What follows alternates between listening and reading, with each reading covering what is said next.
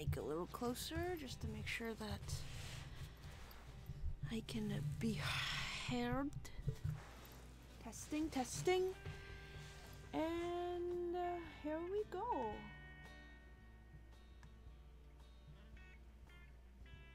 Hey, Tails! I scream, you scream, we all scream for this stream. It's a live stream timing. I'm doing alright. How are you doing, Tails? I was just gonna sketch a little bit before I start, just to see if anyone else wants to show up. But, yeah. Today, I'm hoping to get started on a new project. And that is, hold on, let me pull up something. First of all, while we wait, I'm going to do a little doodle of Bianca's team, because they're going to be showing up soon in the comic, and I need to figure out what everyone's going to look like. Oh, hi, Casey. Oh, I forgot to text you like I said I would. Sorry. But hey, you made it to the stream.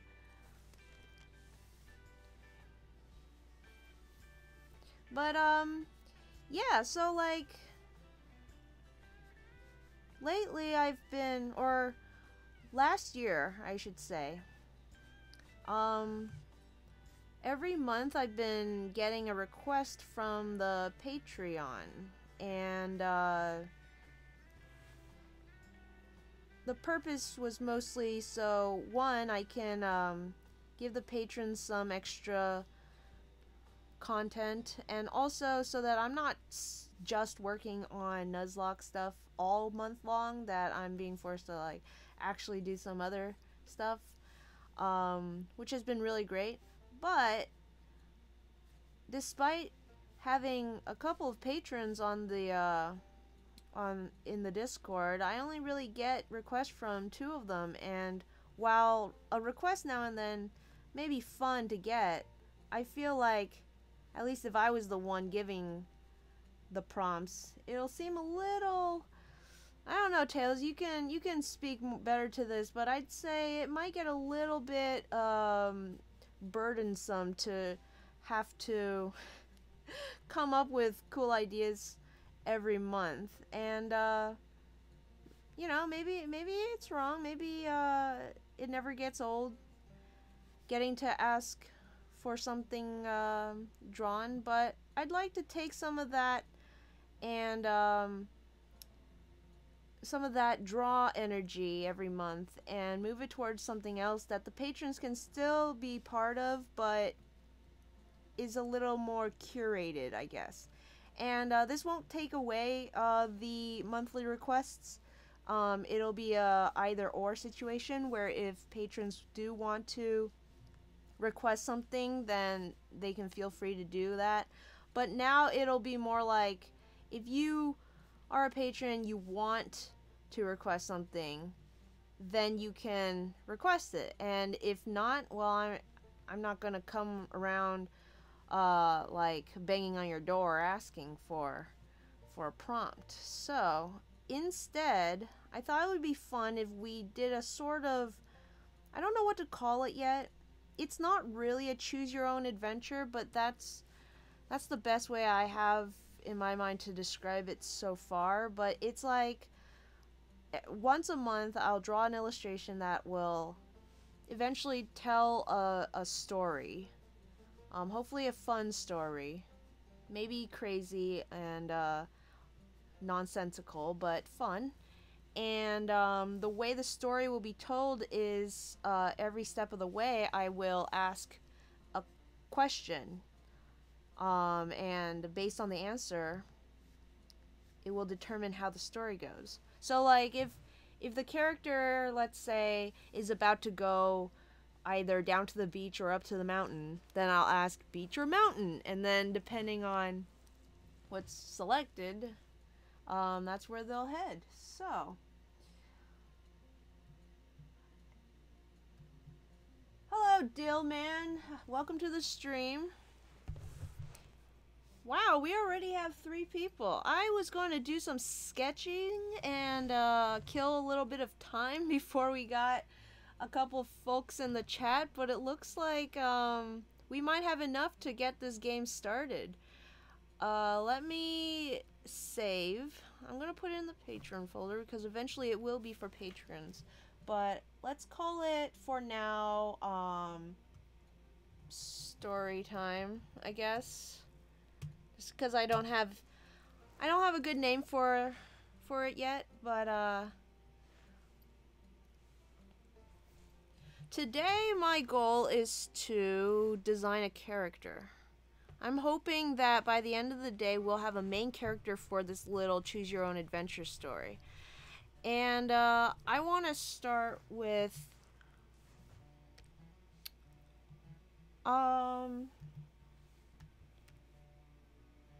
let me tone this background. I want to start with an animal. Let's go with that. I don't really feel like doing a human character.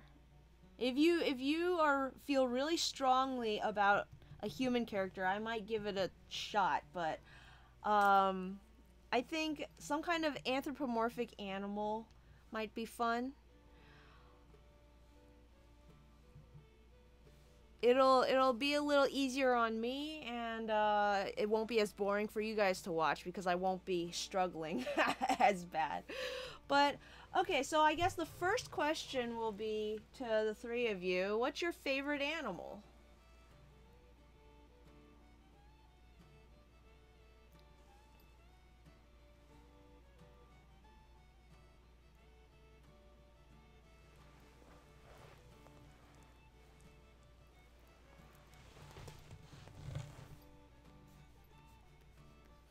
Favorite animal.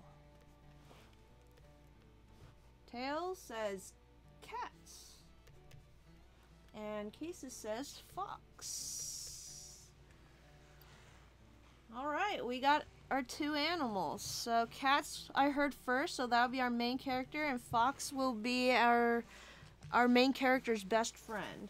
It's always good to have some kind of foil for the character to play off of, I suppose. So I guess the first step would be to draw some cats and foxes. Let's Google search cats.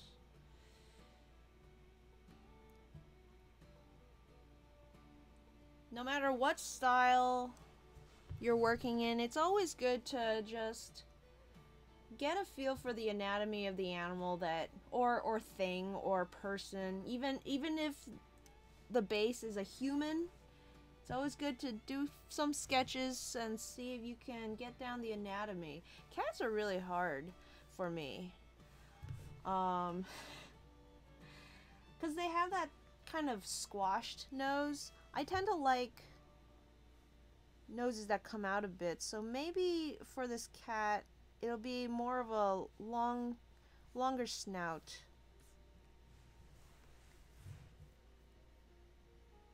See if I can find a cat from the side angle, from the side view. Do you have a preference of cat, Tails? The cats of the canine world. Oh, that's a good way to put it, yeah. I once heard that a fox is what you get when a dog tries to cat.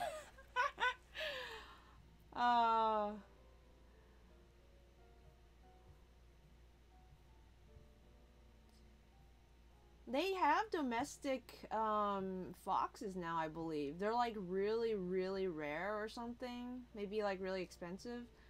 But I think they've been experimenting, and they might have succeeded in breeding the wild out of the fox.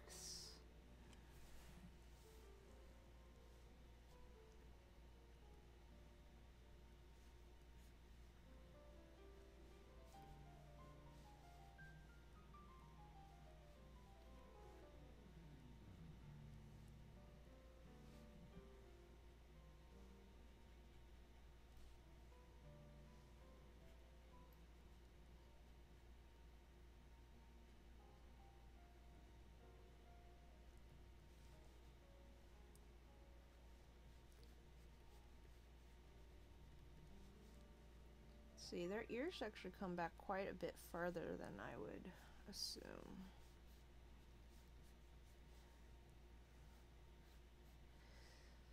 Something that I tend to find out when I actually pull up a reference picture of an animal and draw it is the cartoon animals I've been used to all my life aren't always the best representation of their species.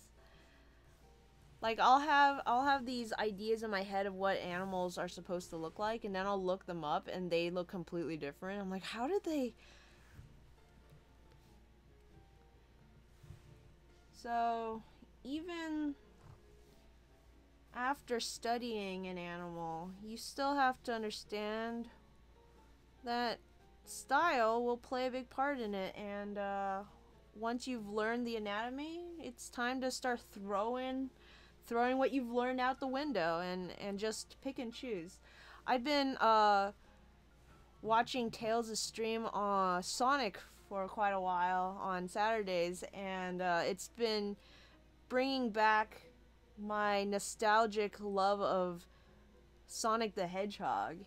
And I have to say, the style that they've chosen for these animal creatures. Like, if you put a hedgehog next to Sonic the Hedgehog, they're almost incomprehensibly different.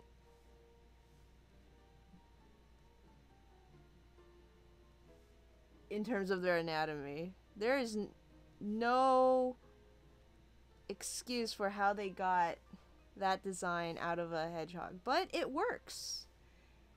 And despite being very different, you can see how it could maybe in an alien world be called a hedgehog. And that's all you really need. What really fascinates me, though, is when Sonic the Hedgehog games introduce new species, or even the comics, and just to see how they interpret the different creatures. Like, Rouge is a bat, and bats have wings and feet, but she's got wings on the on her back, and she has hands and feet. So she's some kind of like bug creature, I believe. She might be more related to dragons in a sense.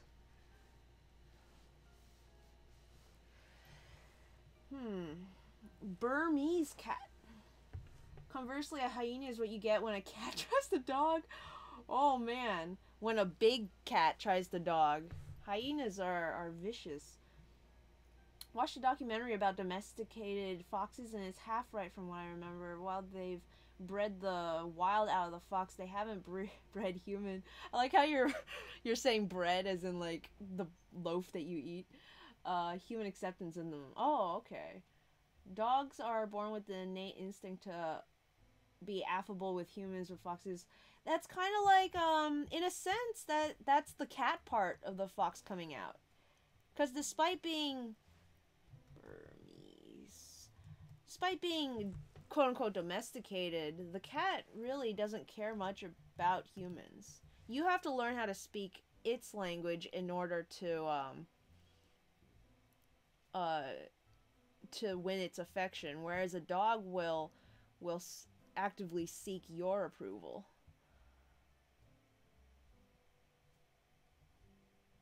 It's quite a slim looking cat, almost Egyptian. A lot of these pictures are pointed. I like the pointed features. Let's yeah. Let's give that a try. It like, if you had shown me a picture of this cat, I would have assumed it was some kind of Siamese. But I guess it's not as slim as a Siamese. Might as well call it Sonic Saturdays. Oh yeah! Supersonic Saturday!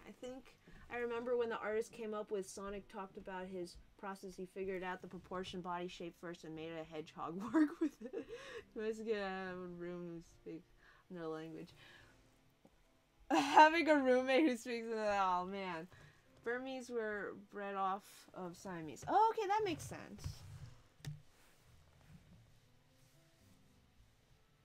So at the end of the last week's stream, um, I found myself tasked with designing an Alolan form of something, and it made me realize that to be able to design a successful Alolan form of a Pokemon, and successful meaning one that I'm happy with, I would need a lot more time and research to really just get into the Alolan slash Hawaiian culture. Because it's not as simple as, oh, let's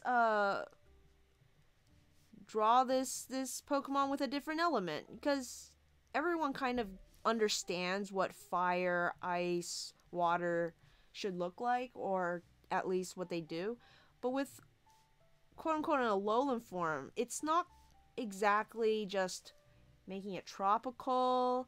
It's not exactly just making it like a plant life, because you have Alolan Sandshrew becomes all snowy because of the climate. And I don't know about you, but the first thing I think of when I think of Hawaiian climate is not snowy, but they made it work with the lore. So I don't know. I think I'm going to take that off of the list of random Poke prompts. And what I'm going to replace it with, because I've been so obsessed with Sonic the Hedgehog lately, is I'm going to try to do a Sonic the Hedgehog design style for whatever Pokemon is selected. And it might be really bad. It may be very strange, but at least I have more of an idea. It's more of a visual thing with that challenge, rather than having to come up with a cool concept. Like, Mega Evolution is already kind of that concept, but it's simple enough that it's just this Pokemon but more, And that's a little easier for me to figure out in half an hour than how do you make this Pokemon into a design that would naturally occur if it had lived in a different environment for several decades. But yeah, I gave it a try on my own the other night, just with like pencil and paper, and it seems pretty fun. I don't know if it'll get kind of repetitive with like certain species sharing the same body type, but you have like 5 different hedgehogs in the Sonic universe, so I feel like there's room to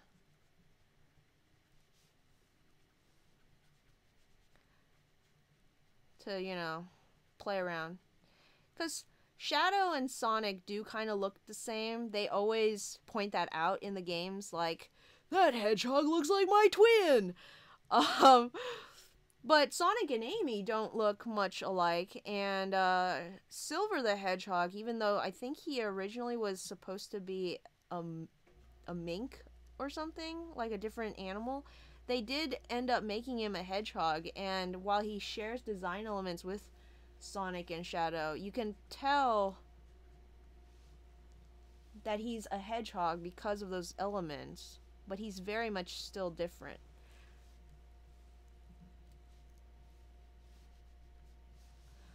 I want to get picture of the full body. Let's see.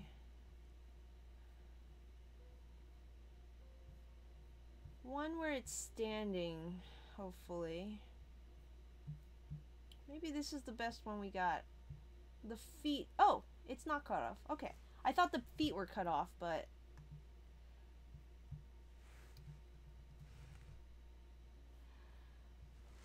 you You can always do Sonic inspired with your own twist on it. Like Sonic Boom, Knuckles looked a lot different, but that body still fit into the Sonic aesthetic. Also, yeah, Silver was originally a mink. That's really cool to think of. Like, a mink is kind of a... Now I might make a fool of myself by not knowing what a mink is. I think a mink is like some sort of weasel? That would have been nice. What I've discovered in the very recent sort of like past few months is Sonic the Hedgehog has a lot more animals in it than I had originally thought. When you actually look into the comics, like, I had no idea they had a squid person. But apparently my friend pointed this out the other day when I was talking about Sonic. He's like, I missed the I forget what they were called, but apparently Eggman had a bunch of what are they called, Mobians, that worked for him. And there's like a cow guy, there's a some kind of squid man. I'm like, what? I thought the most out there character was Espio because he's like a chameleon. But yeah, no, there's like so many. So my plan with drawing Pokemon as Sonic characters is first find the closest animal that is already turned into I keep forgetting the name, a Mobian. And then choose a body type and then like go from there. But yeah, I didn't know they had wolves, rats. I didn't really quite like the rat, but they had it. Yeah, it's all sorts of fun. His generals. Many Sonic franchises can get repetitive with body types if you ever get a chance. Look a bit at the comics and boom, there's a ton of variety. Isn't there like a character that's basically just a really buff horseman? Like, it's crazy. Okay, so as I'm kind of copying these cat pictures, I'm building up my visual library so that going forward, hopefully the idea is that I won't have to always look up a picture of a cat, that eventually I will obtain the essence of cat and just sort of understand what the proportions are.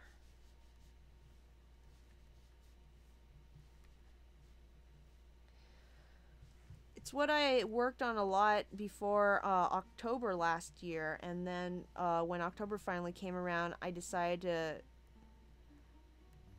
do rats all year. Sorry, not all year, all month. October was Rat-tober month. And that's because I had been working with copying pictures of rats off the internet and trying to understand their anatomy. That looks really funny, but I think I made its body too long, so.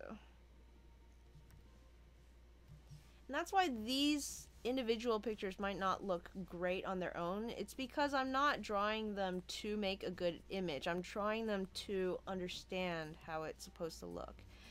So as I'm going, I'm paying less attention to the full picture and more just where the wrinkles are, where the pieces are. Let's see. In a way, I think the cat is just a rectangle. It slants slightly on the bottom.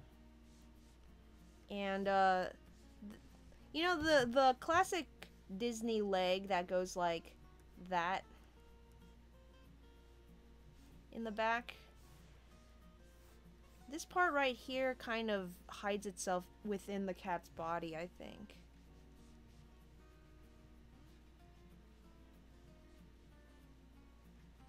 And this cat has very, very thin legs, so...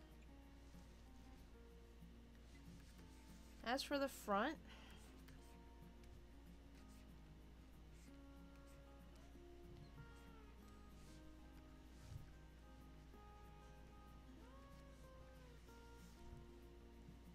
Not a whole lot of neck. I can play with that. That's something that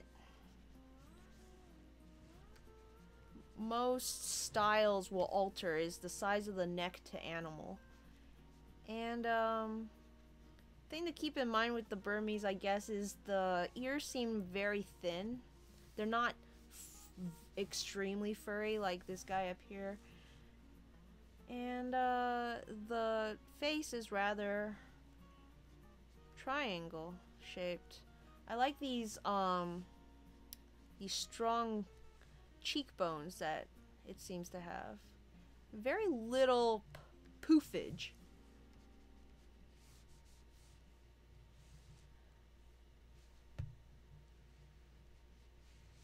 Shape of the tail starts thick at the base and goes thin at the top. Just big, big eyes. Alright, well, I like that. Let's try a fox. I'm gonna keep that picture.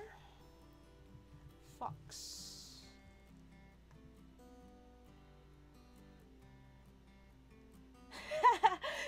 Haven't seen a buff horseman, but that sounds about right.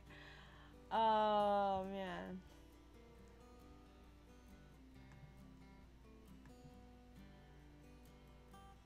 I don't want to see pictures of Donald Trump when I search fox.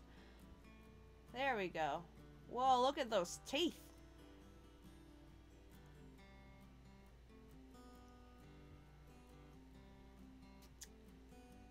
This is a good image right here. I'm gonna try it out.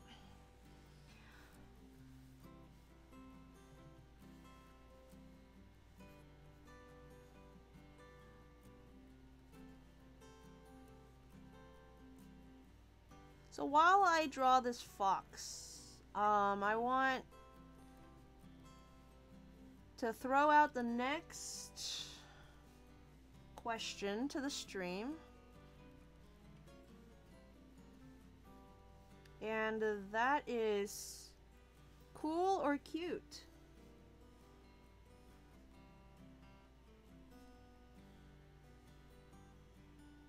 What is the essence of our main character?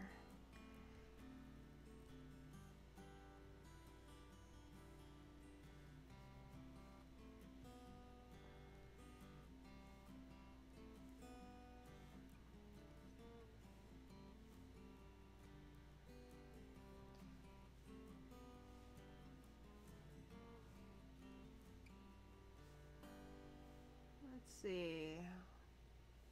The white comes up under the eyes.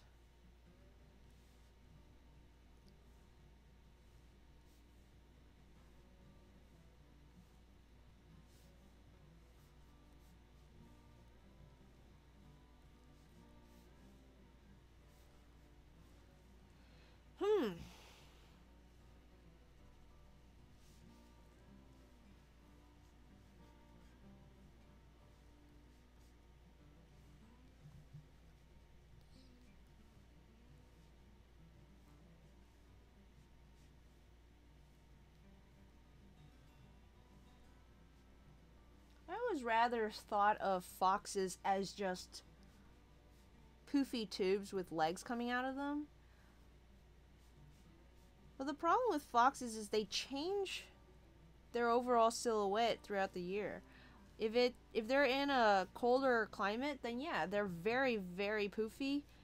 and you only really see like this part of their legs sticking out of all the poof. But then you catch them in some warmer areas, and suddenly they're a lot more like dogs in that, or coyotes, in that they just slim down considerably. I saw a picture the other day on Tumblr, I think. Was it Tumblr? I think so. Of like, I forget what kind of fox, maybe a gray fox, but it's the kind that like gets all white and poofy when it's winter, and then it becomes all thin and gray and brown when it's summer, and it was like mid transformation from winter to summer. And so it was just like this fox, like very slim fox face,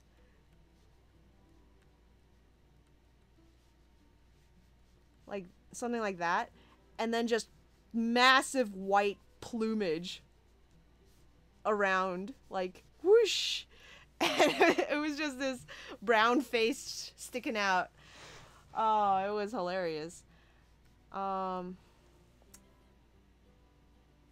Wholesome content. All right. Casey wants to see the cute, which means our fox will probably end up being a little more on the cool side, unless we want to double down on the cute and make the sidekick even cuter. But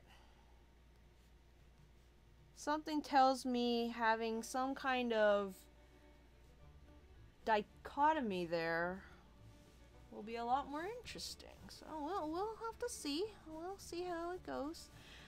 So I'm gonna keep that in mind.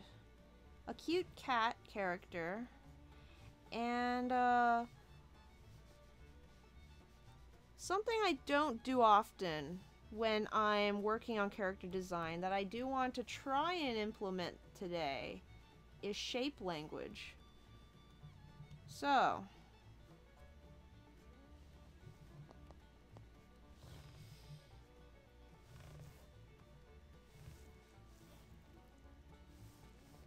what are some good shapes?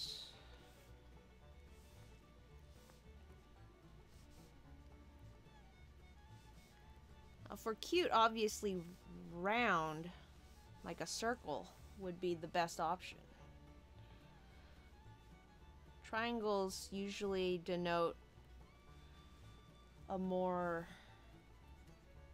edgy character, you know?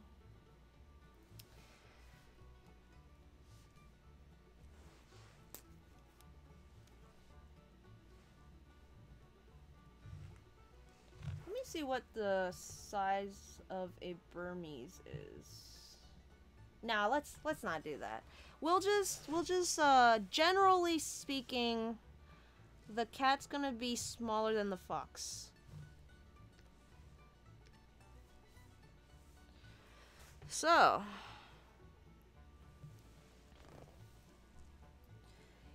Casey and Tails, I want you to tell me an element, some kind of natural element. You can go with one of the traditional 5 from Fire, Water, what is it? Air, wood. I can't even think of them all. Earth. Or you can pick some kind of Pokemon element.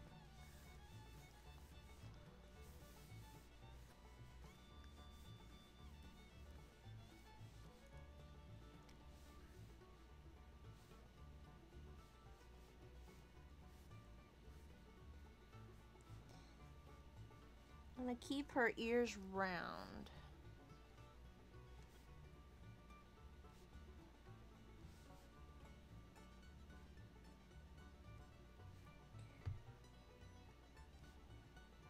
Big dilated eyes.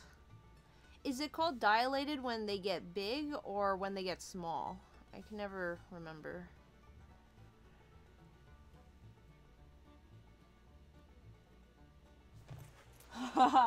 Electricity. Oh man. I was about to say electricity is a hard one to make cute because it's all like like sharp and stuff. But you got Pikachu, maybe one of the cutest things out there. So let's see if we can incorporate some of that into this design. Now, I don't think I'm going to give her electric powers, but I'm going to channel that energy. I'm going to sort of keep that in mind as I go ahead. So I want to do maybe like some kind of spectrum from super chibi and maybe cartoonishly proportioned to a little more realistic, and we'll see what we can do. I do kind of want to go for an anthropomorphized character. I think that'll be, what's the word? More utilitarian for telling a story.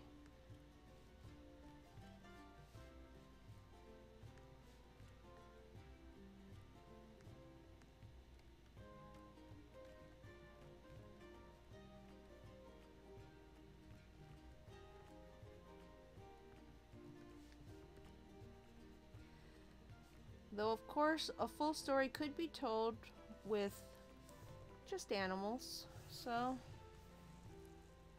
certainly not. Well, maybe I can put it up to the chat. Do you want to see an anthropomorphized character, or do you want to see a more realistic animal friend?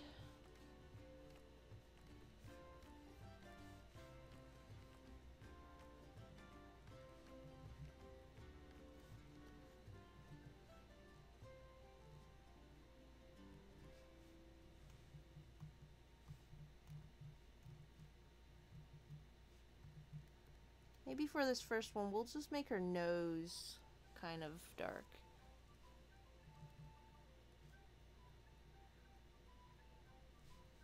What if I gave her... I don't know.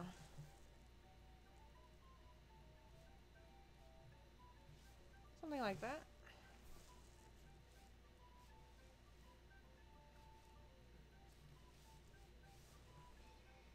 Usually like Anthro because it opens more possibilities.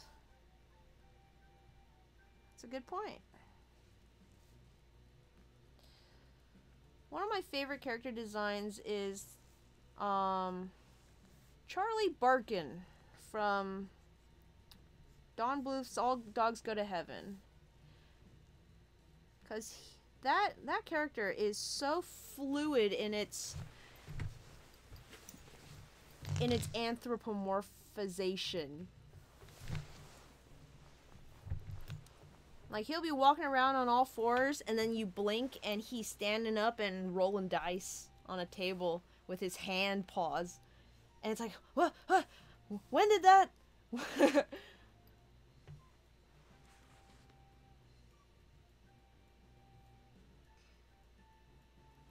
Yeah, they're too realistic is a little restrictive. Oh, also, the Madagascar series had some good animals.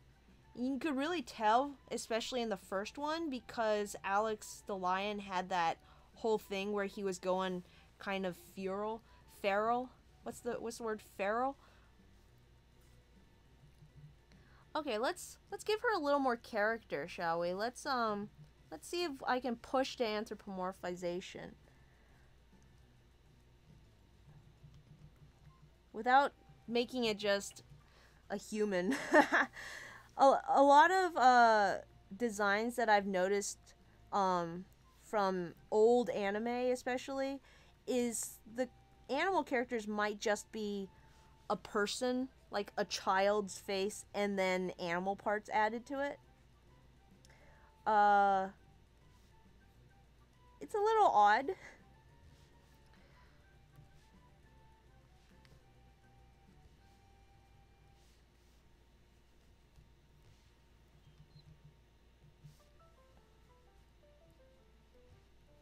What's your opinion on animal characters with hair? Like human hair.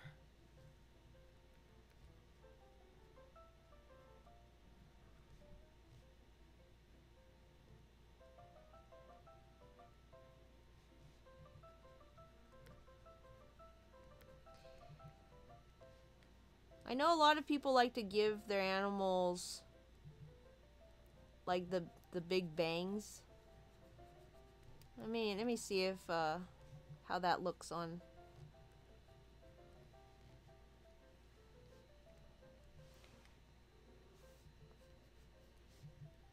Something like that.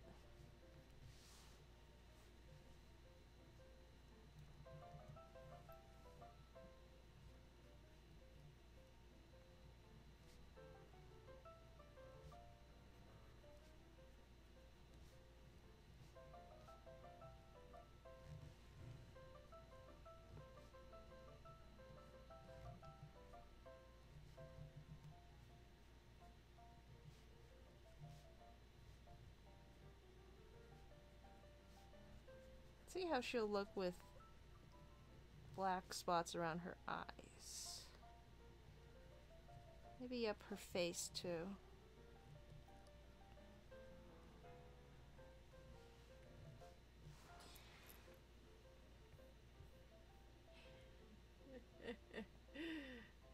You know what animal designs I hate? The freaking cats from Sailor Moon. Really? You don't like them? Oh, they're not bad. Wait, now I can't remember. You're talking about like Sailor Moon cats. What are their names? Luna and they're a little weird. Okay, maybe I was thinking of Cardcaptor Sakura. I mean, this little baby in the middle is okay.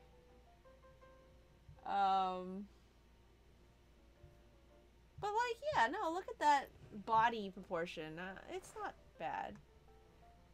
I don't know if you can see it, but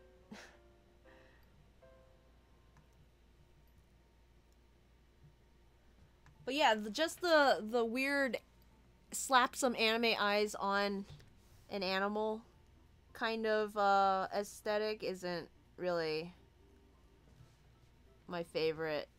Unless you are like super good at anime eyes and they just look so good on anything, which is possible.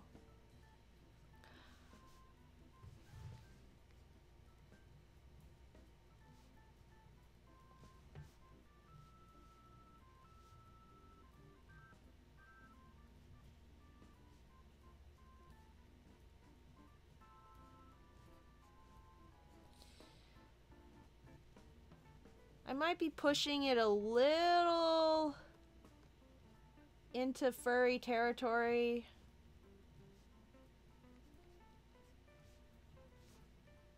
But we'll just see. We'll just see where it goes. I haven't settled on anything yet. I'm just throwing noodles on the wall and seeing what sticks. Give her those lanky arms.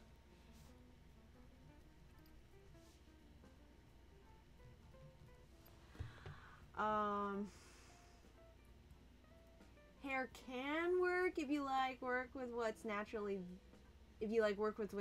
there, yeah. Like long hair rarely works. Like Brandy from Brandy and Mr. Whiskers, her hair is her ears. Oh. I guess, yeah, I can see, like, if long ears become hair, that could be an interesting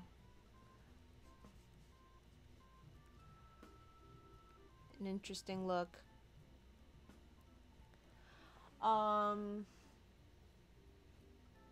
Like, what you're drawing here works for me because it's less hair and more extra floof. They have really human heads. Luna and Artemis. Oh, I like those names. I didn't know the other cat's name was Artemis.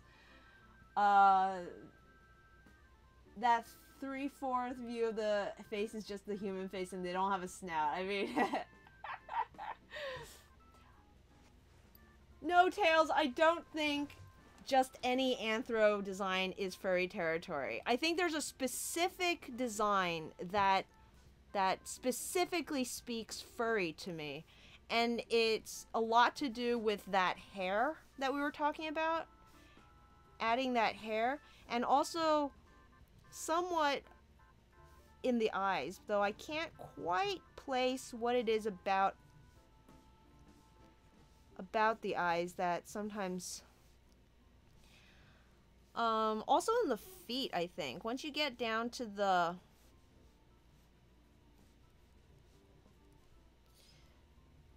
to that area, and they have a very specific way that they like to draw animal feet that I've noticed.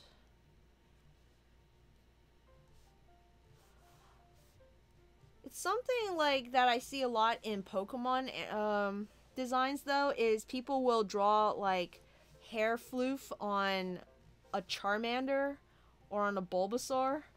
And I'm just like, what? What is that? Does your Bulbasaur have fur? You know?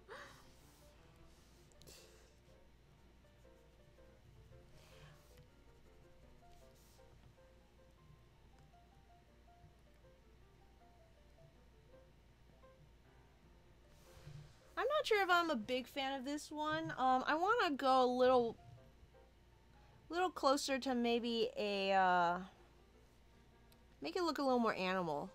And, that is something about cats, though. Like, it is weird when Luna and Artemis have those human faces. And like I said, it's very much a, anime thing. I'm thinking there's this old...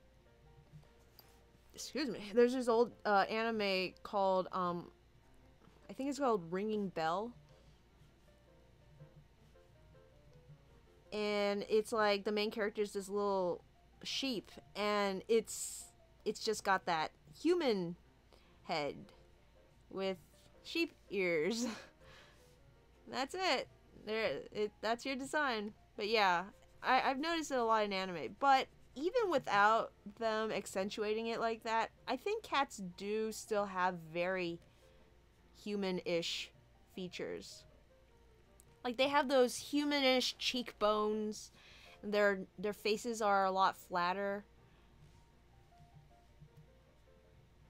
And especially with this Burmese cat that we've chosen, they don't have a lot of floof on the side that I've kind of accentuated here, so you don't really have that to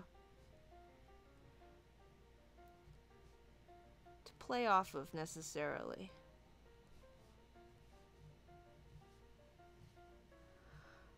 So rather than going with floof, I'm gonna keep the floof part a little bit smaller on the cheeks, but I will bring it out in this sort of, you know, I like this hard angle going on here, because I don't want to bring the cheekbones up necessarily, because if I do that with the cheekbones, it'll look very harsh and that won't be cute.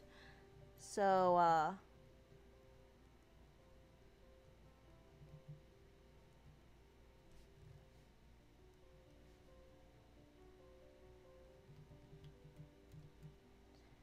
gonna cheat a little and make its nose a little bit longer.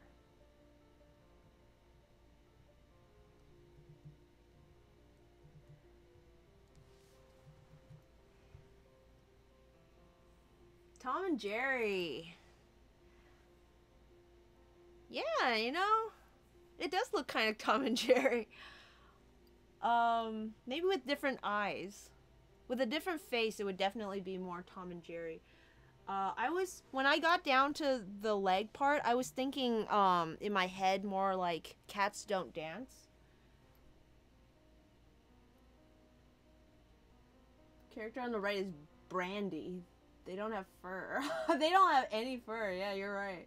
Same bulbas with floof on the way of leaves sitting on their head. Oh yeah, I like to do that with the Ivysaur.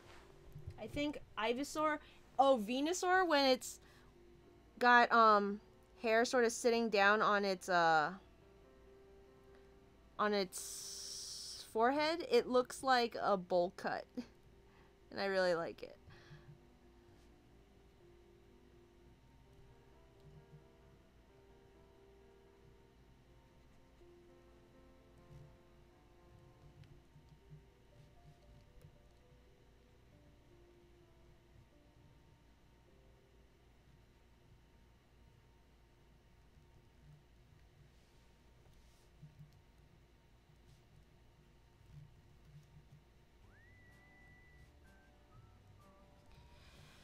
So far I've mostly just been drawing cats in different styles, but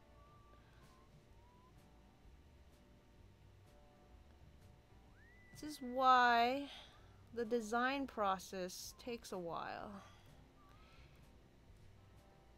Once you've gotten all the cats out of your system,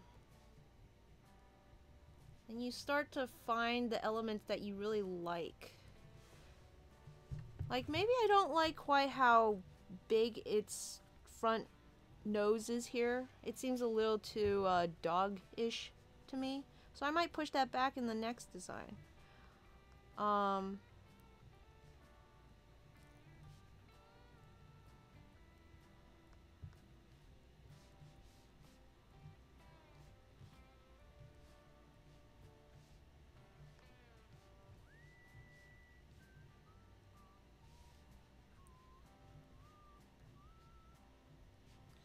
So this one is going a little closer towards just cat.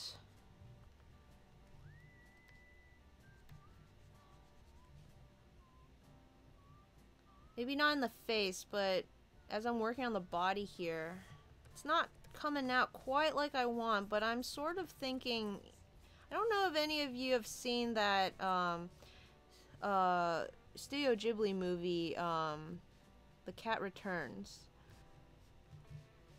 But in the beginning of the movie, there's like this, just a bunch of cats, and they're all walking in a parade, and they've got this weird like chaunter going on because I'm assuming the animators wanted to capture the idea of what if a cat just stood up with the anatomy that it had and started walking around on two legs. And yeah, they certainly captured that, but it kind of came across as a little freaky.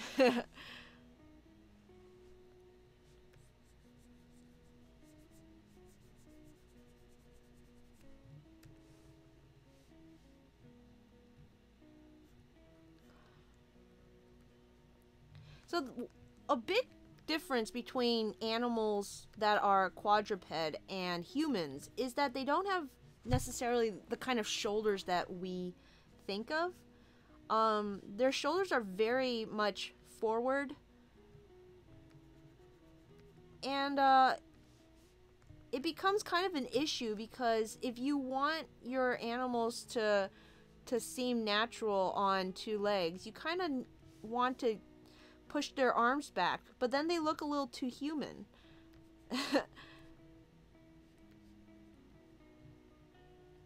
And remember what I said about not using shape language in my design? Yeah, I have no idea where my shape language has gone with this one over here. And it's just not something that I think about often. It's something that I've read a lot about, that like people in the industry will talk about how, oh, this character is made out of circles, or this character is made out of squares, and that it's because of this aspect or that aspect. And I don't know, is it like something that you do consciously? It's gotta be, right? But like when I just want to draw an animal, where do the shapes go?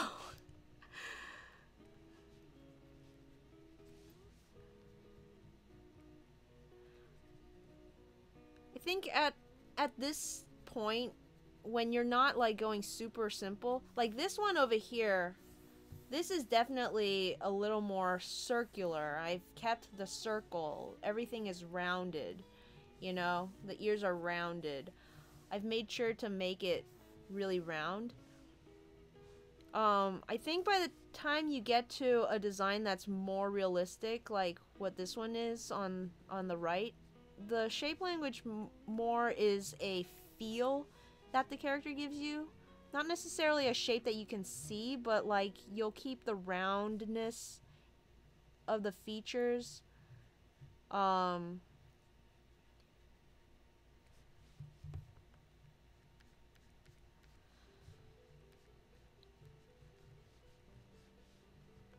mean, that's gotta be what it is. If not, then I have no idea.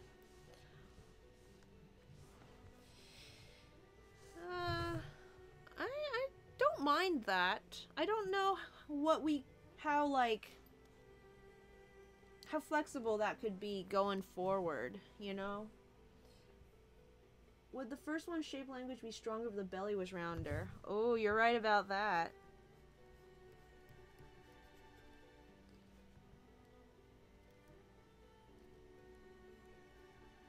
More like a pear shape, I think.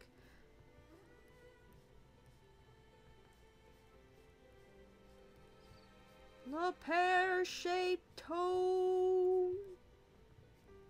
Oh, sing, sweet nightingale. I've been listening to Disney music on my car, and I never know if I want to skip that one when it comes up.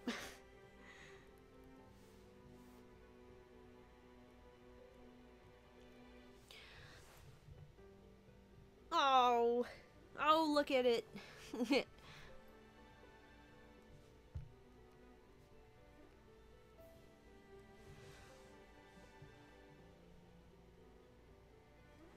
Let's see. It's cute, all pudgy. Yeah, I like it. I think of the three, I actually gravitate more towards the simple one. Let's see if we can work more with the simple one and make it less dead-eyed and more of a character.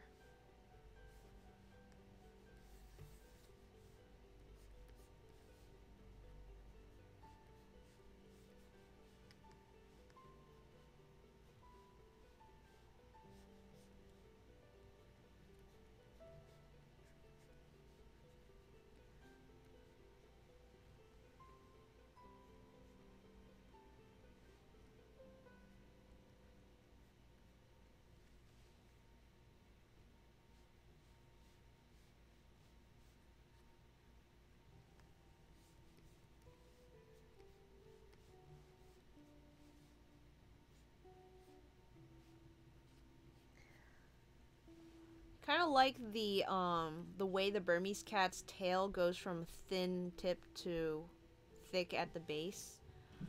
Uh, Generally speaking, when I do tails for cats, I either keep them very uniformly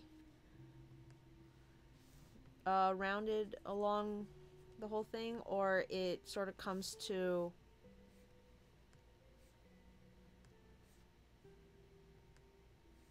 kind of like this shape. I don't know how to describe it. But yeah, I think I want to sort of accentuate that.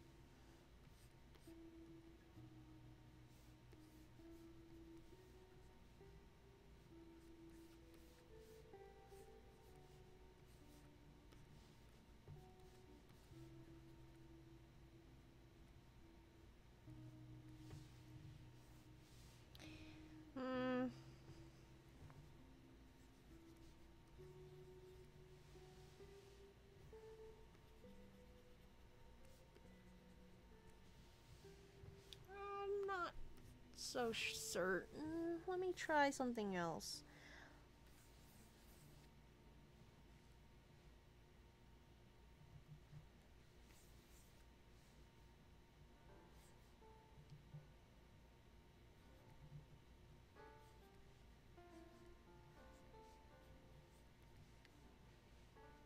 What if we made circles out of glasses? Let's give our character glasses.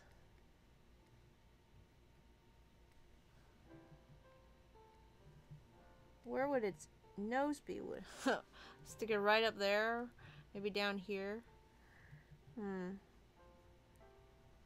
Point its snout out a bit.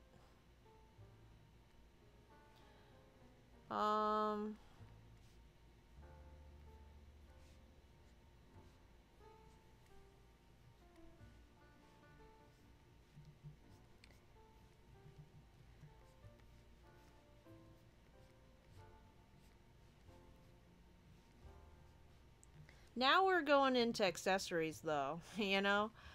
Like,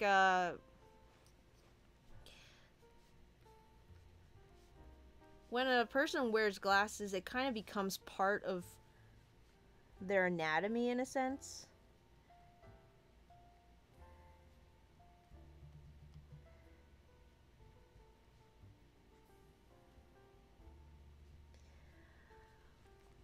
Whenever I see someone that I know wears glasses and then they're like not wearing it, they look super different.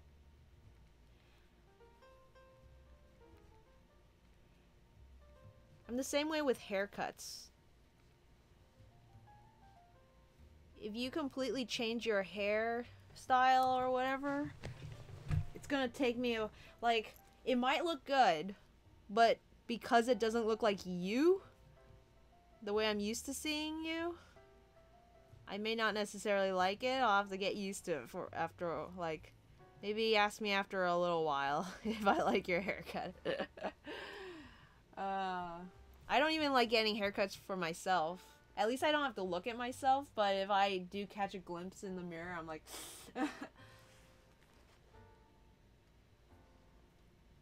Cat Returns is so fun. I do enjoy all the random antics that fat cat gets into. He's the best character in anything. I'll never let go of the fact that she seriously considered marrying a cat for a second. I think that freaky feeling works with the otherworldly feel of the cat world. Yes, I agree. With the first one's shape language blah blah blah. Oh, I read that already. Okay. Have you ever listened to old Disney songs and realized, oh wow, that's super offensive? Listen to Everybody Wants to Be a Cat and had that happen. So I love the Siamese cat song. So I don't like to get offended for other people. Because it might not be offensive, you know? Was it meant to be offensive? I've heard people, say the Dumbo movie is super offensive because, you know, they got these rustabouts and they've got their song where they like don't read or write and they throw all their money away and maybe it's offensive, but it's a cool song. And who knows, I mean, they're singing it, maybe it's tongue-in-cheek for them. I understand, like, in the meta narrative, it might have been Disney being racist and stuff, but in the context of the movie's, you know, universe, I like to think that they were kind of being facetious with that song. And of course, Mr. Jim Crow. Obviously, it was a terrible pun to be made, and it's the worst part of the whole situation is that the main Crow character, Jim, wasn't voiced by an actual black actor. But I think the other crows were by like well-known black comedians of the time, and those were like the coolest characters in the movie. You know, like everyone who didn't think the crows were cool. Maybe like as a kid who doesn't know about those stereotypes and such, he just seemed like a cool dude. And they like had that song with all the witty word games, and so yeah, I don't know. Um for me, the super racist Asian stuff is just hilarious. Like I can't even really take offense to it. Maybe if I grew up in China and I came over and I like I watched it, maybe I would have been like, "Oh, this is so offensive. I can't handle it." But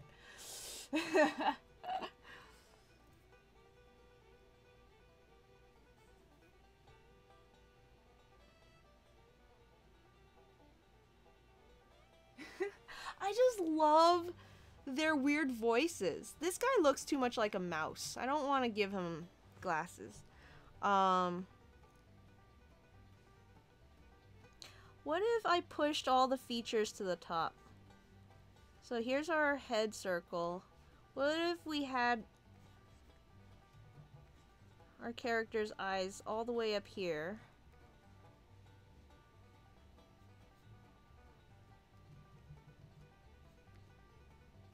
This is just me playing around at this point. It's like, I mean, I guess that's what I've been doing this whole time. But let's do something really strange and see if it sticks. Let's kind of accentuate those slit eyes that cats have. Of course, we want to make sure that she's still cute, so we'll make them really thick, but they're still gonna be vertical. Like, is it vertical? Yeah, up and down is vertical. They're still gonna be more vertical than round. And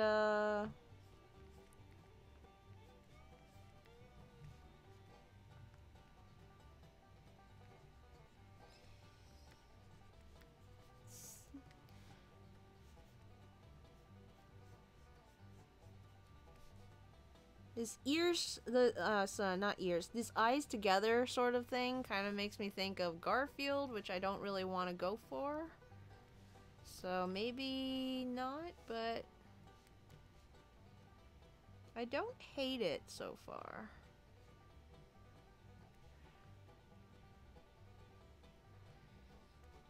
But I love how the Siamese cats really sound like cats. Like, I could see, in a different universe, that being very offensive to cats. um...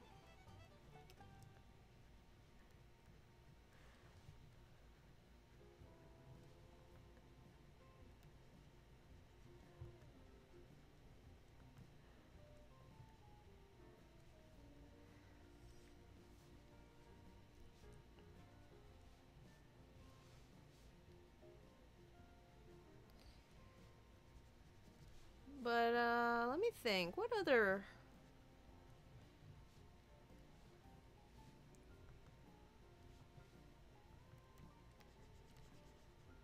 What other Disney song...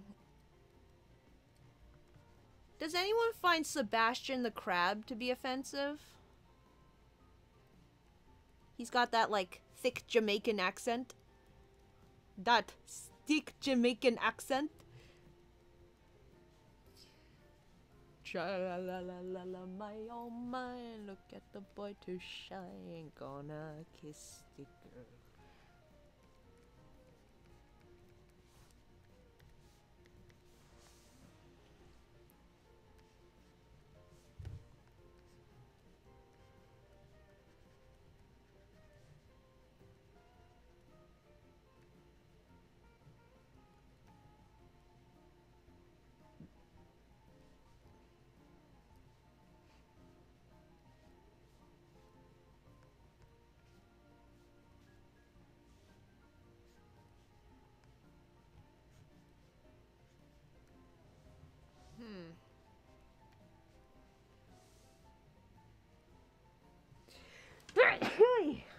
my goodness. Now look what happened down here. What if...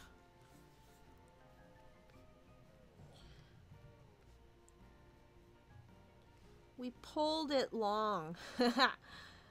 Maybe we can keep the, now I'm going back into, a cat, like, just a normal cat, but... I'm wondering...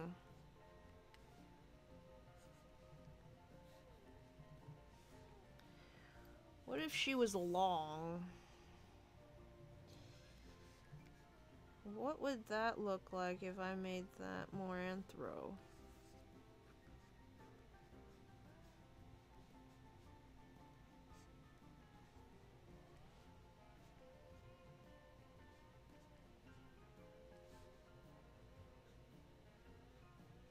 I'm not sure what I want to do with her hands.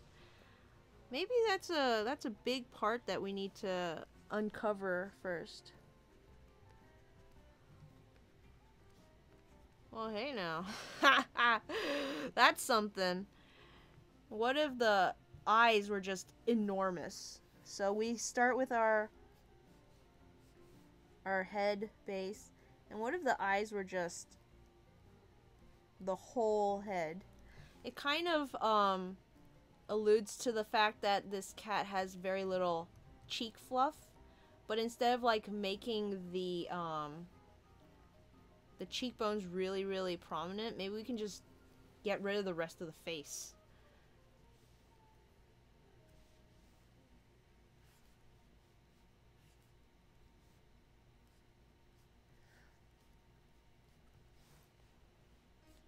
I actually really like this style.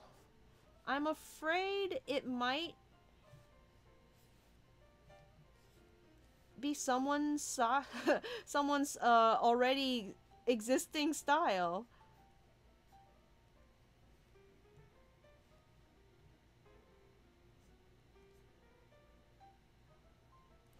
That's the problem when I go too simple, is I subconsciously start to steal from things that I've already seen.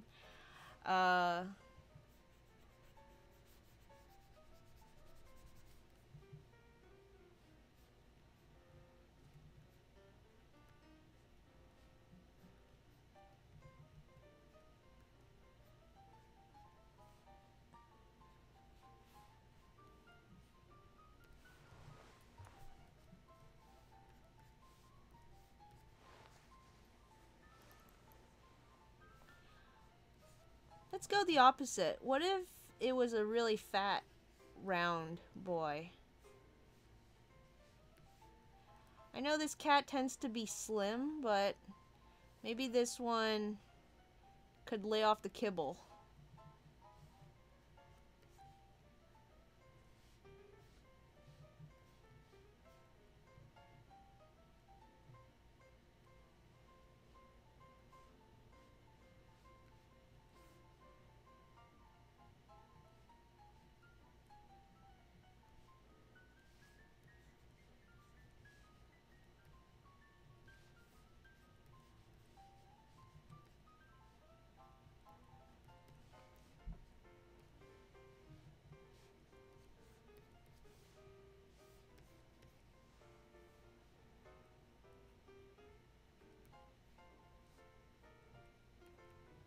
Maybe a little too fat.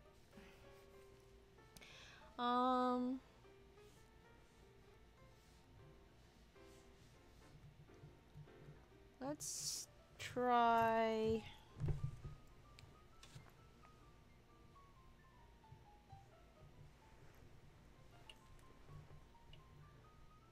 let's see...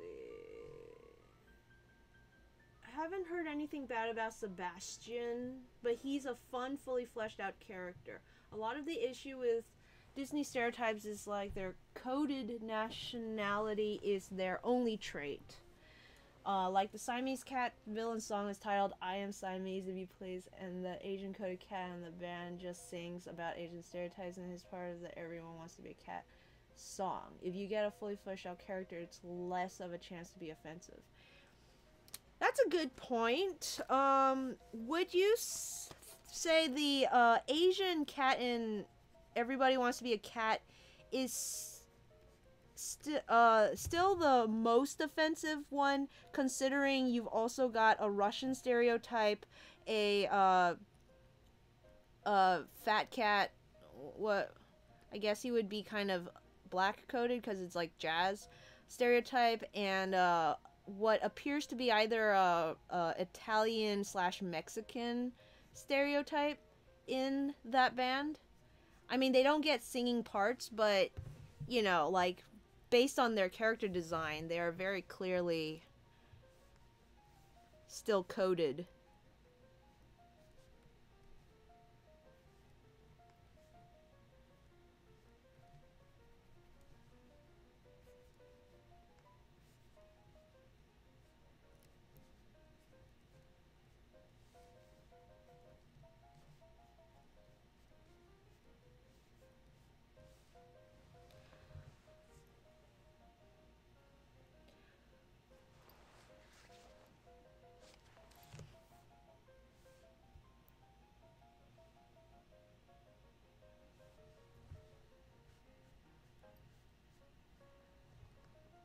I'm trying to rectify roundness with electricity. Let's see. Tails is also kind of an like how would you call it? An electric elemental. Tails is rather cute. He's got a lot of sharp edges to him, but he's also rather round compared to Sonic maybe. Pikachu also is rather round, but he does have sharp parts. Maybe I kind of like this because it sort of goes with the speedy nature of electricity. I'm gonna work on the body maybe.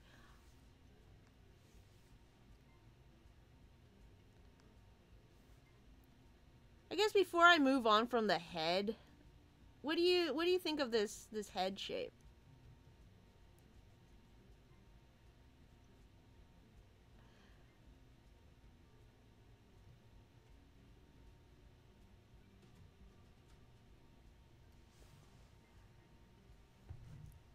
Maybe more mouth.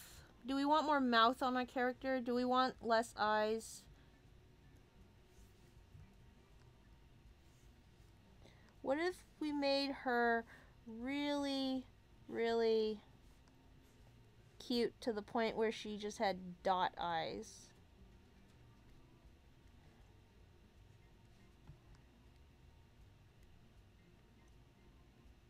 Uh-oh, that looks like a dog.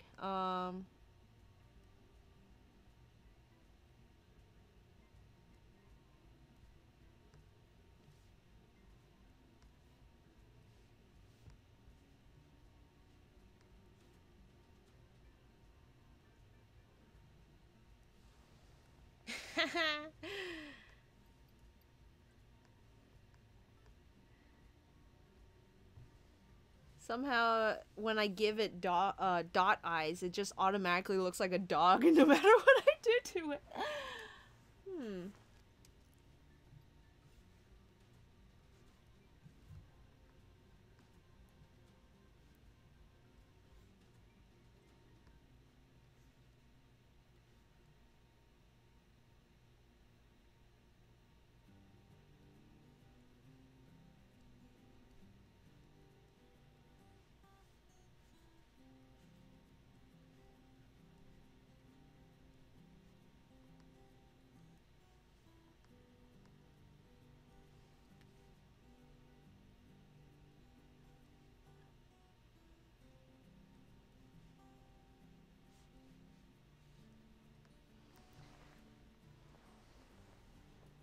More mouth makes it a little more emotive, I think.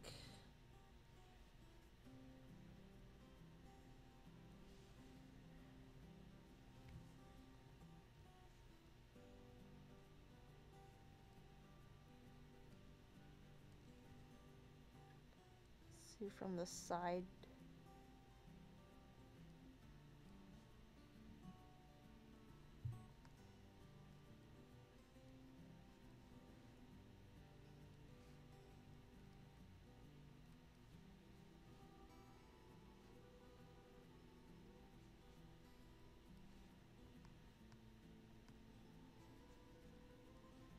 Oops.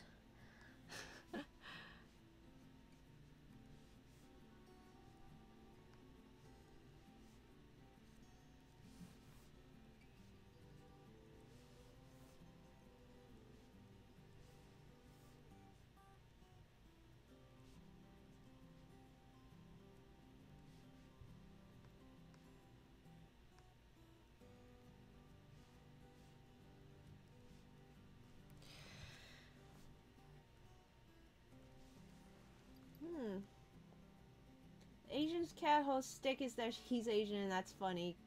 Cause question mark. He's also kind of a hippie though, isn't he? He's got those like hippie glasses. Oh no, I'm thinking of the wrong guy. I'm trying to think. Yeah, I can't remember him doing anything else. And you know, there's a version of that song where they take out his part. So, if you like that song,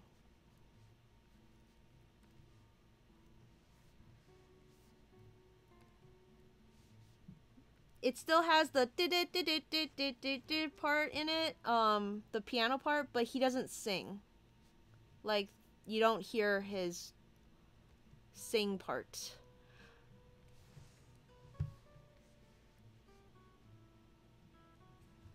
Let me try from the front, maybe.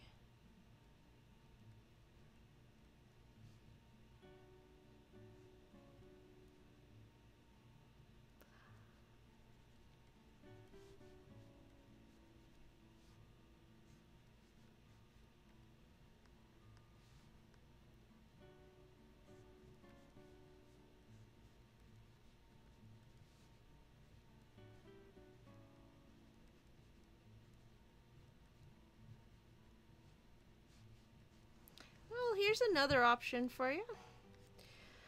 Which one do we like? Do we like the more simple...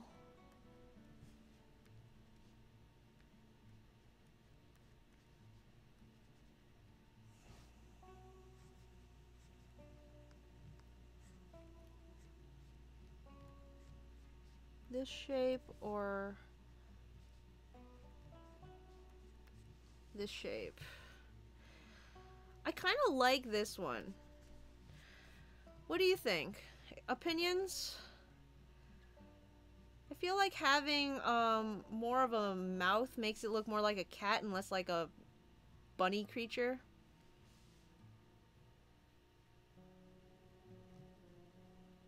But it does look a little goofy. A little bit Looney Toony. I think this one is a little too much, too forward. I need to keep it close. Maybe?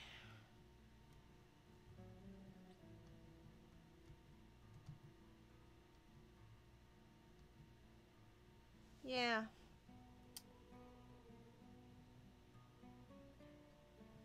While he plays with chopsticks.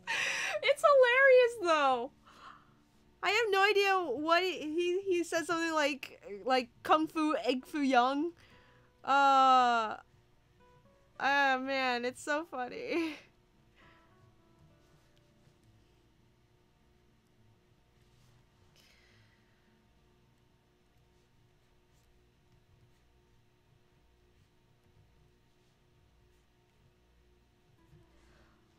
Well, let's move on to the body and see which one fits better. I'm not really sure what I want to do for the body.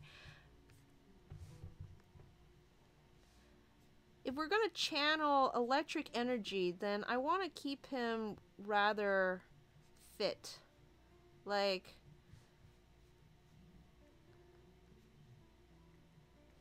a go-getter sort of attitude. I don't want to make it too rabbit-like, though. Let's pull that back.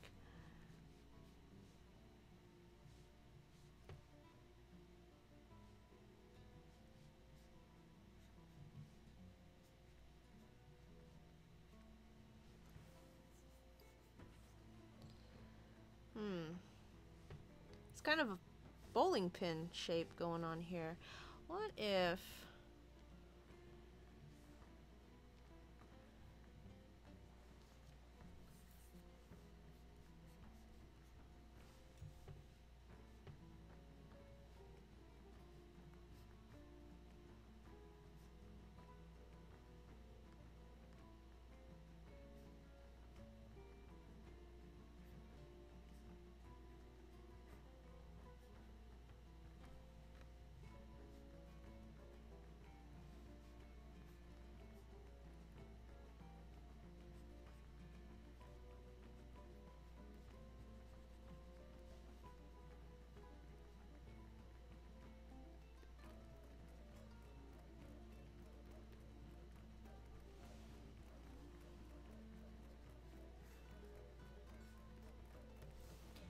Now this is going more towards triangle. Everything here is very sharp. I don't know if I want that. So let's pull it back.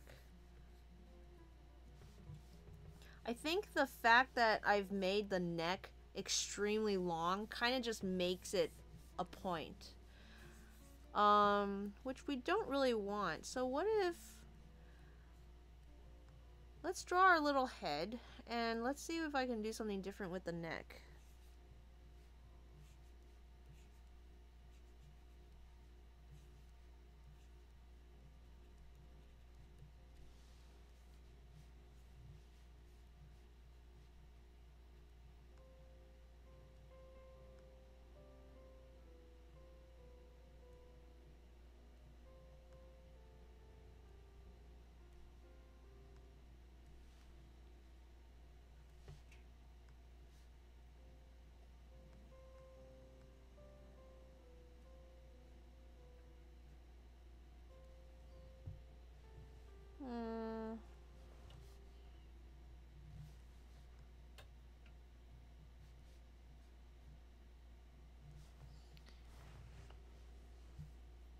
Let me look at my picture again. Let me go back to the other search. This one doesn't show much neck. Let's see if this cat has much neck at all. It's not very prominent. It's a normal sized neck for a cat. Something I've noticed more and more is animals don't tend to have as long a neck as I usually assume they do.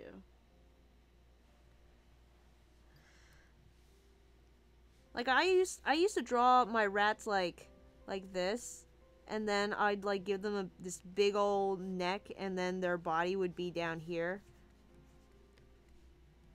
Because that's how I would see it in like cartoons and stuff. But then when I actually looked it up, they're actually more like head, and then their arms are all the way up here. Like scrunched up. And after I started drawing them like that, it did feel a lot more rat-like to me.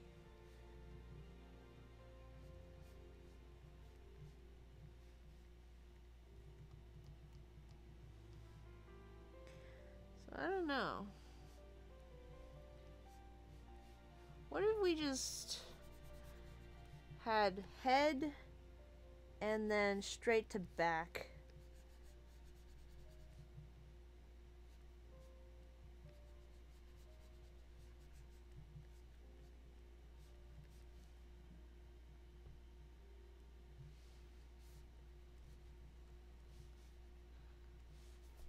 I kind of combined the two heads from the last one.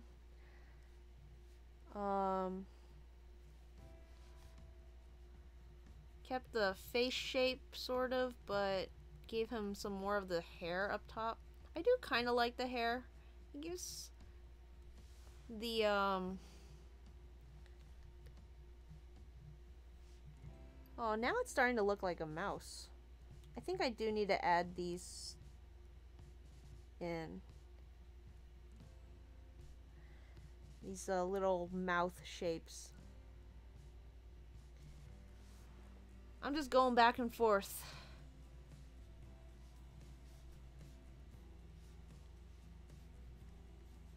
And that's okay.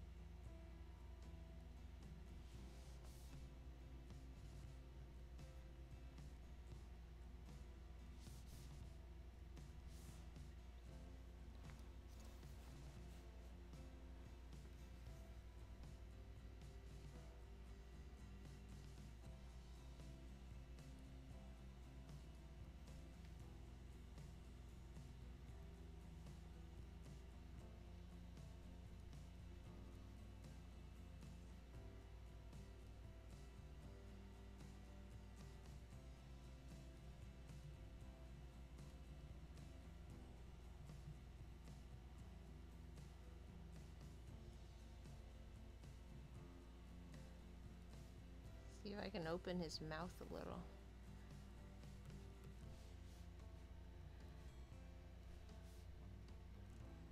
Oops. Keep ending back at rodents. I can't help it. It's in my blood.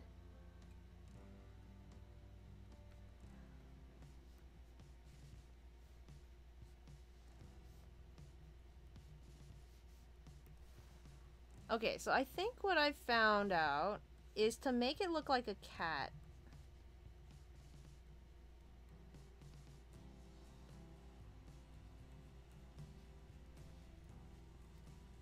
Bringing the cheeks up sort of gives it that feel of having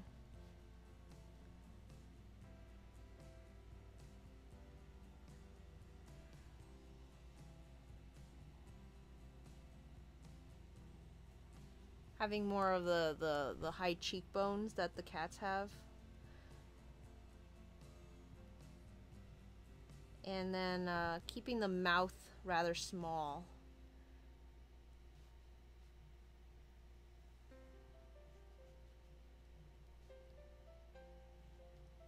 The ears aren't super big either, so don't go too big with the ears. Keep the mouth small. The eyes big. And we've got ourselves a cat.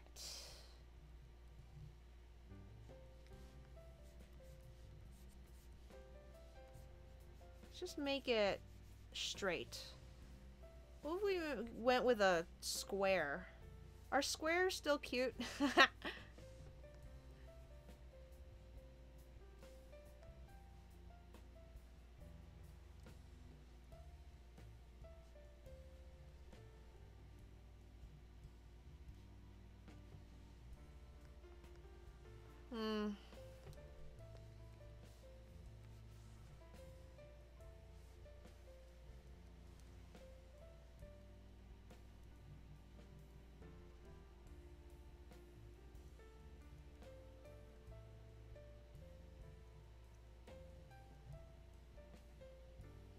I think we can get some wholesome content out of this character.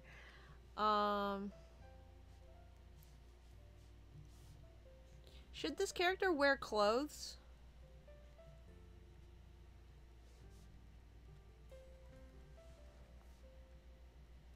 What sort of genre do we want our story to be?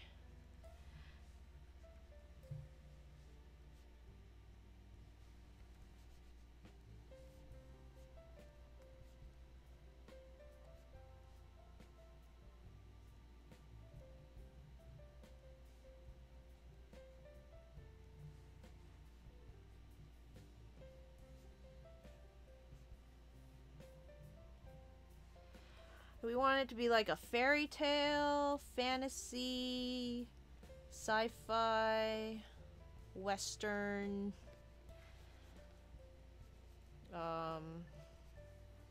what other genres are there? Mystery. I don't want to do a mystery. I can't write mystery. I can barely read mystery. Fantasy sounds fun. Yeah, okay.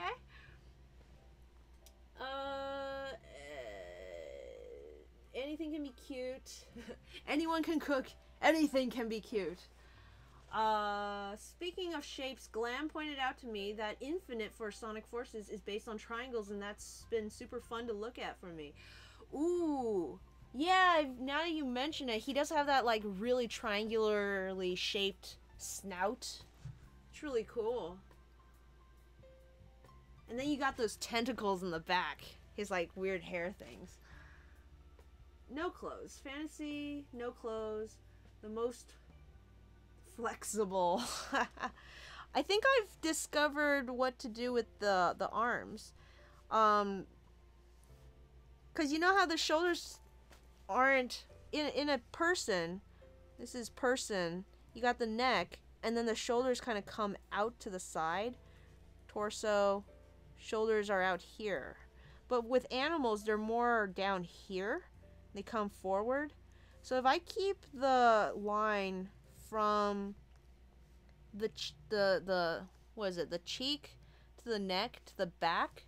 If I keep that somewhat straight, and then following that line, bring it in, then I can start the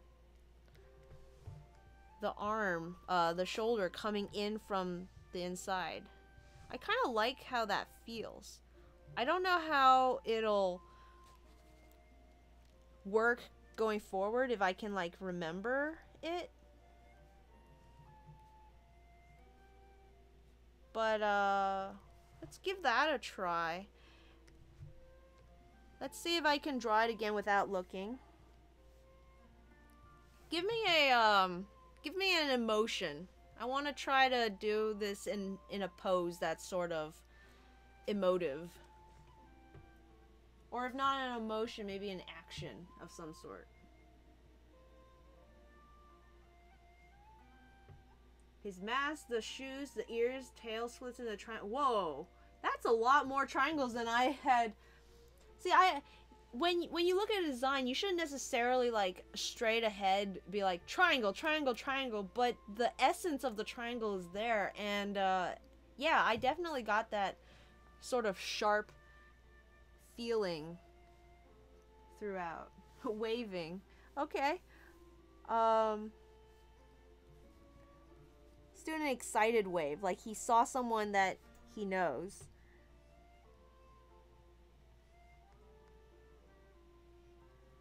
And maybe that'll give us a good excuse to bring in that fox guy. So gotta remember the cheeks. So bring the cheeks up.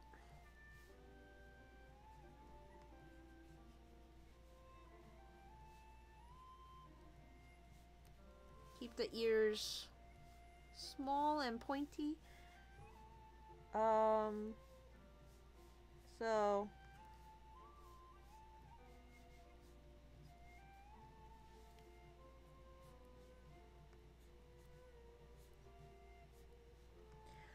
with the cat, I think what I want to try to do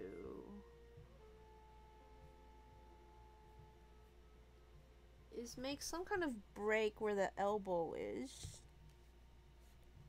And then beyond the elbow, kind of make it really thin.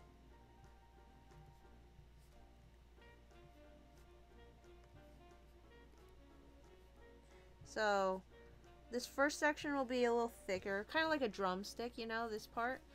And then beyond that, where it bends, it's gonna start going a little thinner. And this part will just be almost like a noodly line.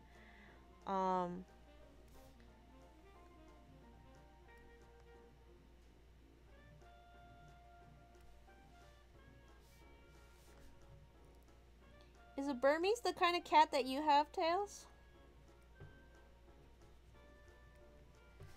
Maybe make the paws a little bigger at the end. I love the cat's little paws. They've got these beautiful little beans on the end.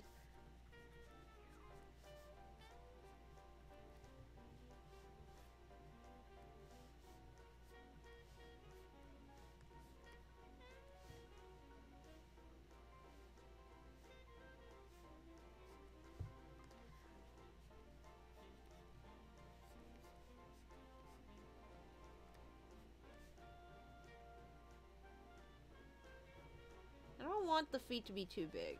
Cats don't have very big feet.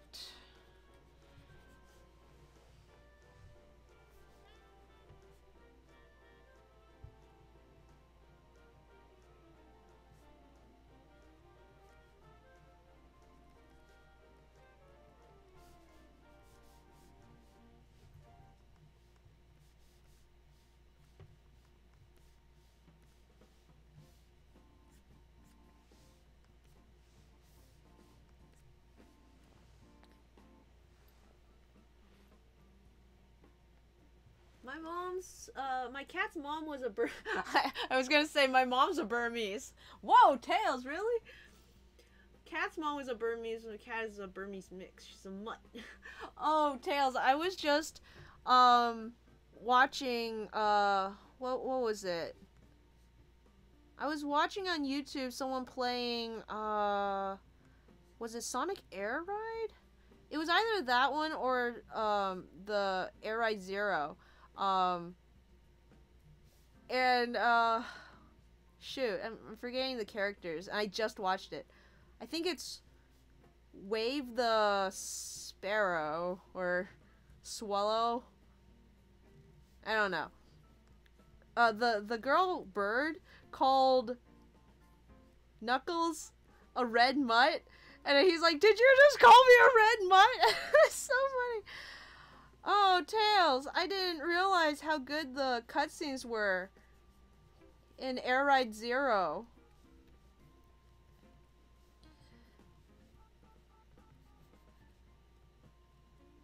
Are you gonna play that game? Air Ride Zero? Because I know you've talked about Air Ride before. I didn't realize there was a sequel. I had no idea until I saw like the first cutscene from Zero Gravity, and I was like, "What is this? It's so good."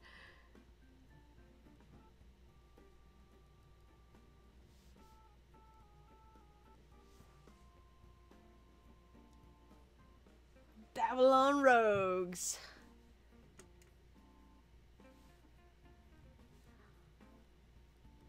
I'm gonna keep the tail slightly shorter. And then give it that thickness at the base. I like this design. You're saying no clothes.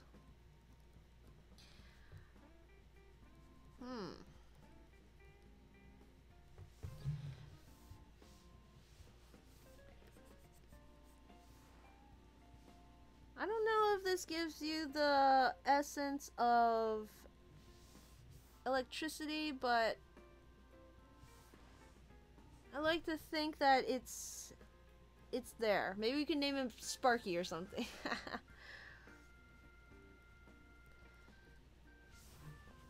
In a way, I think this character sort of became a little boy in my mind as I drew him. But we can add some elements to make her a little more like a girl. Because I do want our main character to be a little girl character. That's just how I sort of envisioned it going in. And I feel like it might be this hair that's making it a little too boyish for me. Let me see if I can rework it in a way.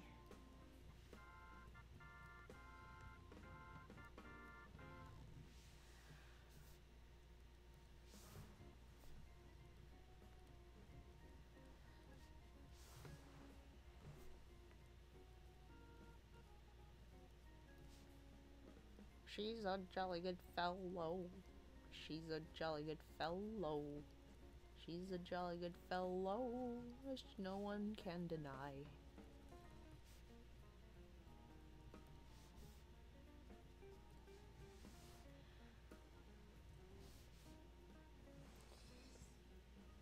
You still see her as a girl? Oh, that's good. Okay. I don't have to do anything else then. I think, for me, making that upper eyelid a little bit thicker kind of brought it back into female territory. So, I'm happy with that.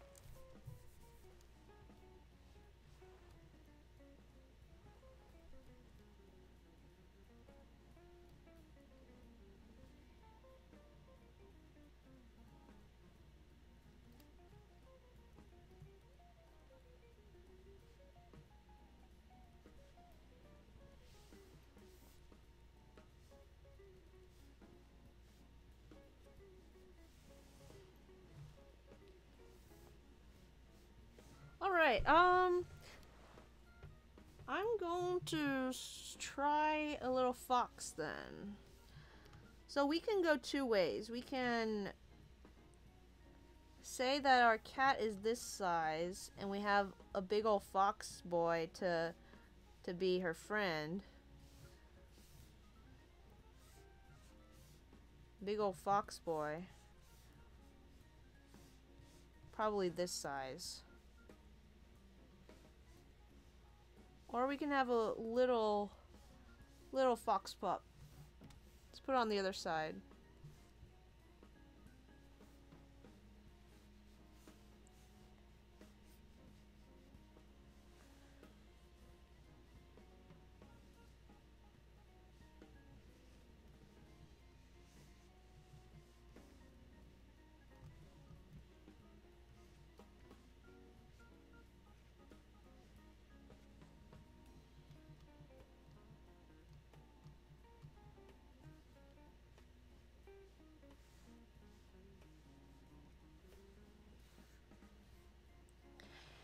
Because foxes come in all sorts of sizes, yeah? I'm biased because I love girl characters that look like they could be boys. Oh, that is totally an aesthetic I can get behind. Yes. I mean, hey. Jet, right? I find it funny how many people think Jet's a boy for a very, very long time. Despite the fact that I put in the first episode her gender. Ah, it's hilarious.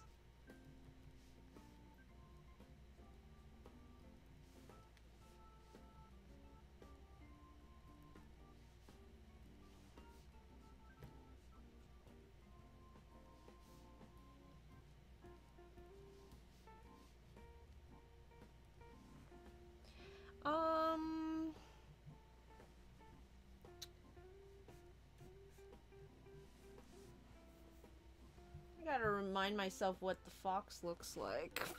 I only drew like one of them. Very pointy.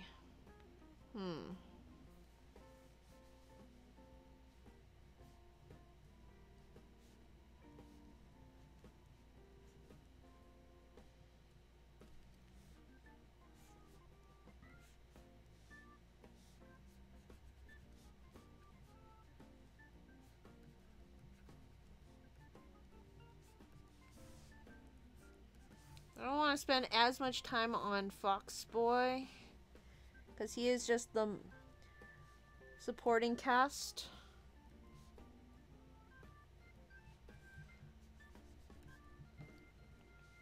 The biggest thing usually when starting a new project is finding the style. But once you find that, you can sort of, kind of like with Sonic the Hedgehog, right? Once you find that initial Sonic the Hedgehog character design, everyone else sort of matches with them. And then from there you can branch off into Shadow the Hedgehog. Even Knuckles is a little bit Sonic-esque. Tails deviates a little more in his facial structure.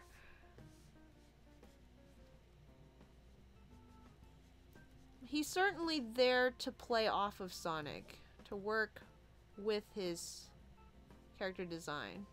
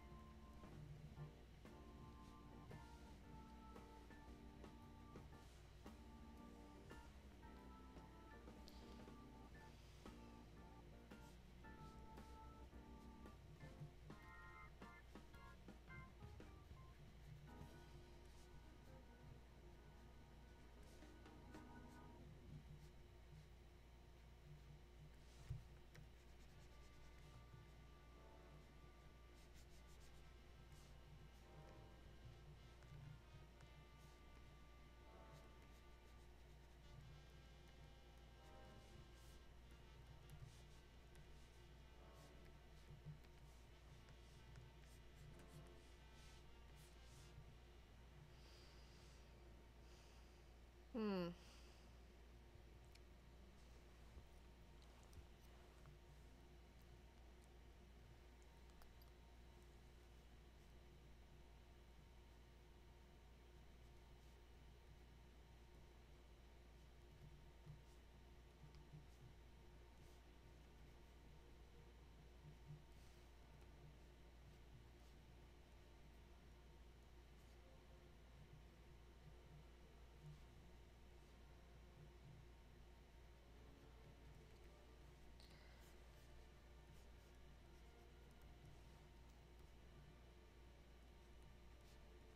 I wonder what the dynamic between these two characters is.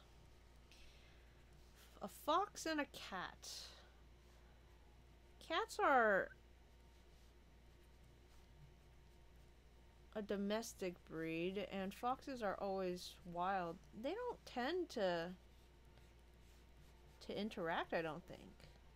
Like with foxes and dogs, there's at least some sort of, like there's even been a movie about it, A Fox and the Hound. There's still some sort of expectation. The dog hunts the fox.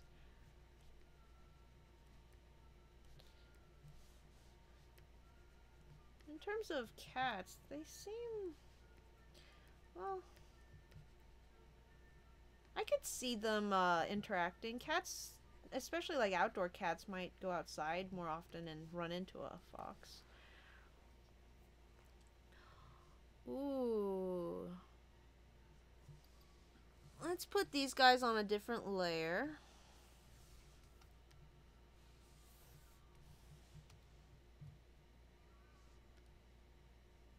So we can continue to work off of this guy.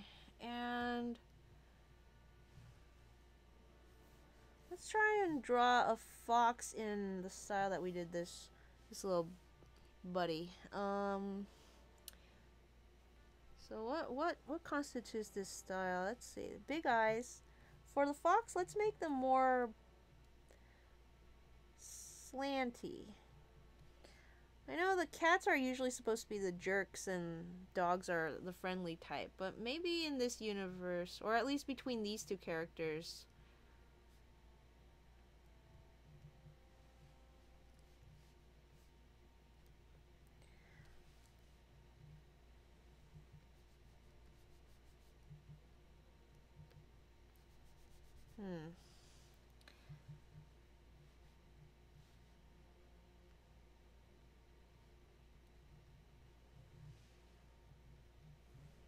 So with the cat, the nose went way up.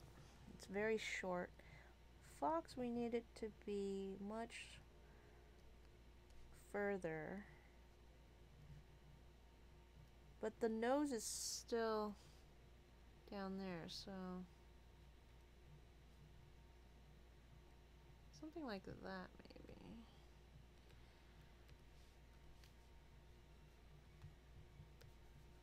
Probably shouldn't start with the eyes actually. Let me start over.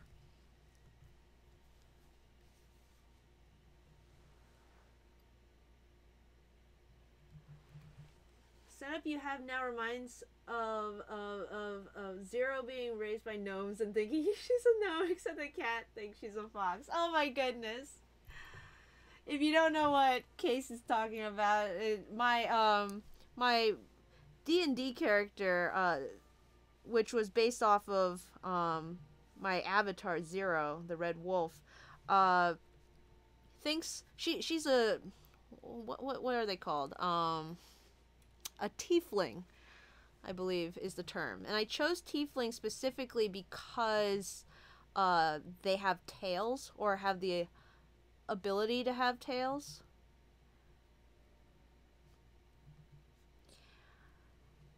Gotta keep this nose nice and sharp. The problem I'm running into now is I'm kind of making this fox look too dog-like in the body. I think the eyes will help in that respect, but I gotta watch out for that. Anyways, so Zero the Red Wolf has the tail, the wolf tail. So I chose a tiefling, but after doing some research, I found out that tieflings tend to be abandoned by their families because they're like hellspawn or something. So I came up with this backstory for her where she was abandoned by her human parents, but she was found by gnomes and raised in the forest as a druid, because they're forest gnomes, I guess. And now she thinks she's just a really overgrown gnome. Like think that elf movie. I forget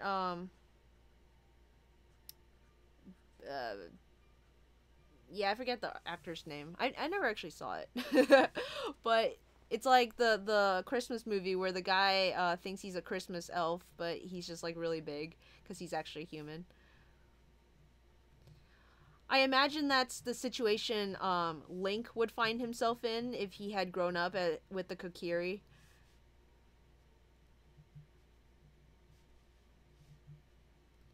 Okay.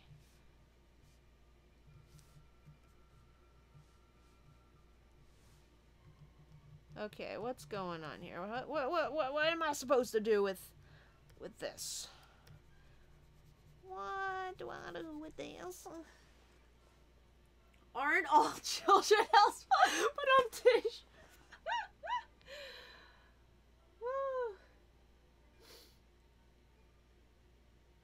Foxes will usually hunt cats. Oh no!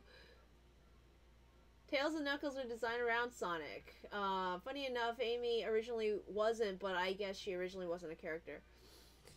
Wait, Amy wasn't designed around Sonic? How could that be? Style breakdowns are so hard.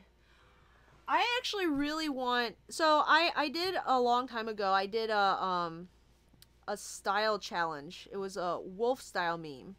And, I think I did pretty well, but some of them could be better. And the worst part is I didn't like record it or anything. So the ones that like, some of them look as if I just recolored official art, which I didn't do that, guys. I hand drew everything. But now that I look back on it, even if I hand drew it, I was essentially like copying, just not tracing, you know? So I do want to kind of go back to that and redo it, and maybe sort of do a walkthrough as I work through it. Maybe not on a live stream. I think that would be too much pressure. Though I don't do very well with pre-recorded content. When I have to pre-record something, I tend to spend way too much time redoing lines, and it's a nightmare. So I don't know. It's something that I'm thinking of revisiting, because I think it's a lot of fun to go through a style and see how the style do. And Tails wants everyone to know cats are friendly. They just don't show it. I know that they have their own love language that they speak in.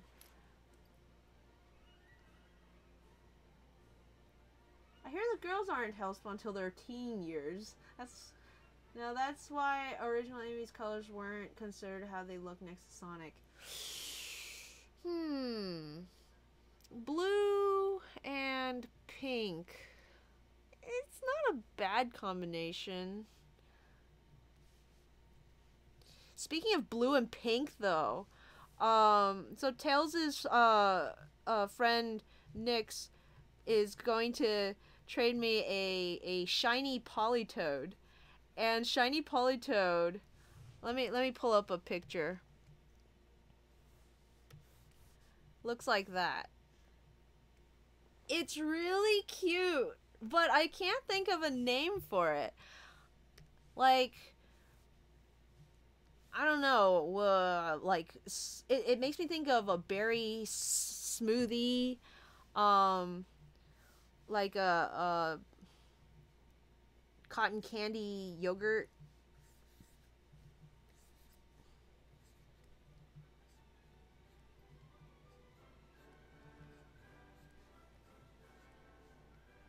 Okay, since the cat's eyes are big old circles, let me see if I can get away with making the foxes just big old triangles.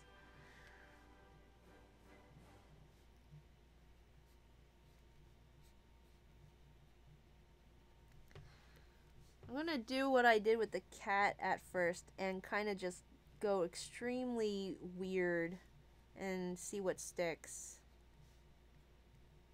Like I said, I don't want to spend too much time on the fox.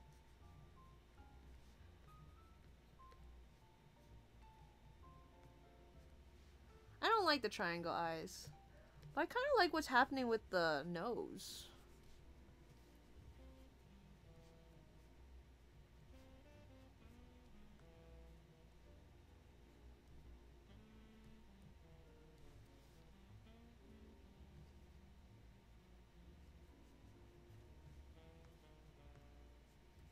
Maybe no hair scruff for him.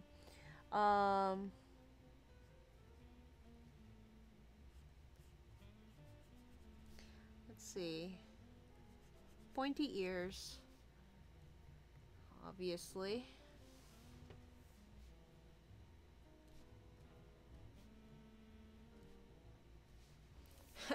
Got some kind of Squidward thing going on there with the nose, actually. I don't know.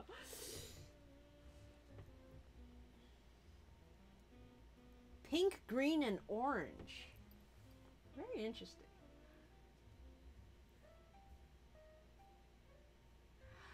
Yeah, shiny Politoed. Nyx has a whole ton of shiny Poliwhirl, it turns out. Like, apparently more than she wants to have. And I've got a King's Rock. So I'm gonna trade her the King's Rock. She's gonna attach it to one of her toads. To one of her whirls. And it's gonna show up all berry tie-dye. But in terms of a name, because I was thinking of just naming it Berry, but when I kept typing Berry, it stopped looking like a word to me. Like, not even because I typed it too many times, like, it very quickly didn't look like a word to me. And so I thought maybe I'll just change it to the actual name Barry, like with an A. But I'm not a big fan of the name Barry for a frog. It doesn't seem very frog-like.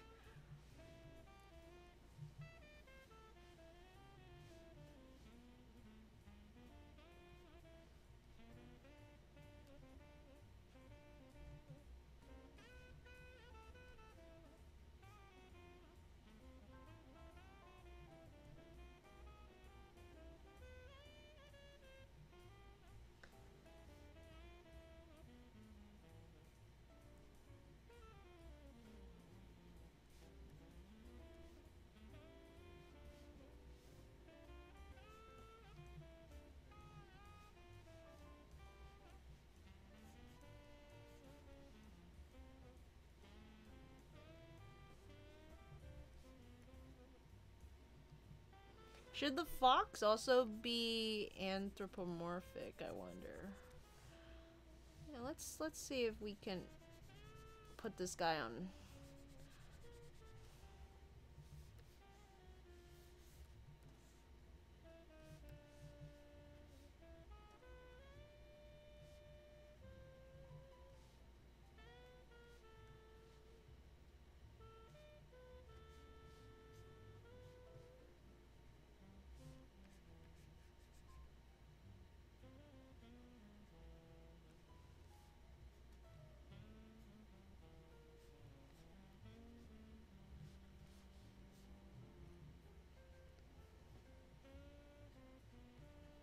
I don't know why he turned into a really sad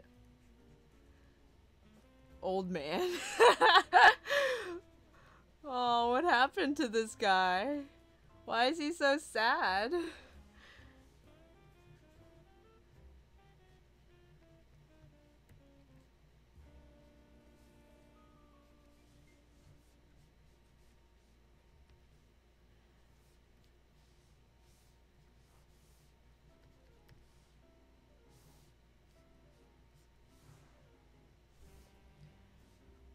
Someone look to their left and tell me what object first catches your eye.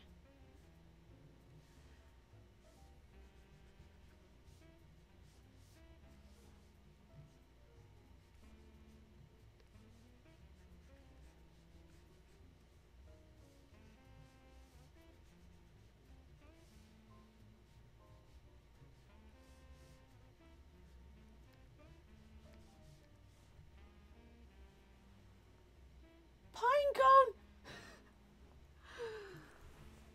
Hello, Mr. Raccoon! Welcome to the stream.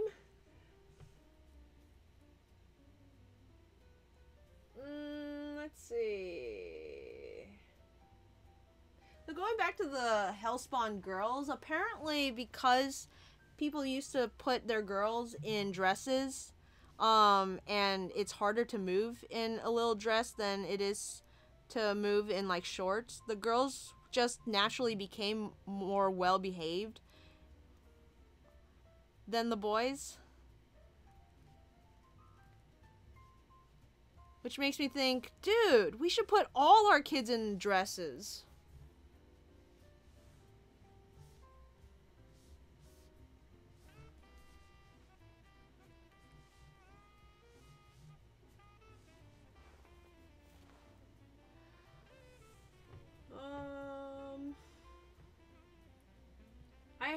I guess I haven't seen Classic Gaming, no. That sounds like hacks. What sounds like hacks? Nixon hack the poly world. They keep finding shiny poly. Yeah, Nyx likes to do the shiny hunt. She does the hunting. I don't know how it works. Something to do with like chains.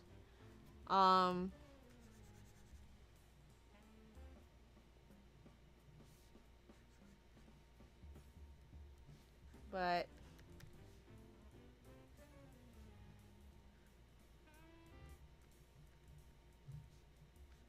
something I'll never have the patience to do. All my shinies were wild caught. just popped out of the ground.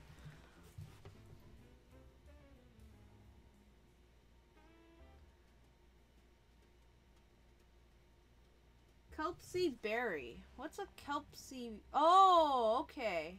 A Kelpsie berry. Are they colored? Yeah, they're kind of blue. Kelpsie. Kelpsie sounds like a horse name to me.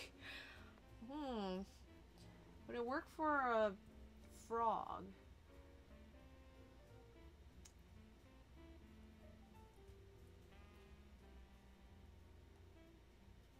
Put all our kids in dresses. That's one of the few things that Victorian England got right. Yeah. Make them behave. Mr. Raccoon, are you sitting outside? Why do you just have pine cones next to you? Let's see.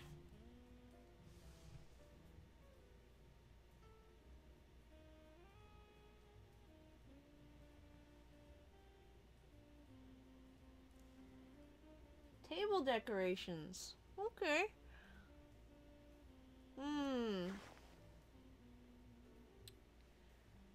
Let's see. How can I...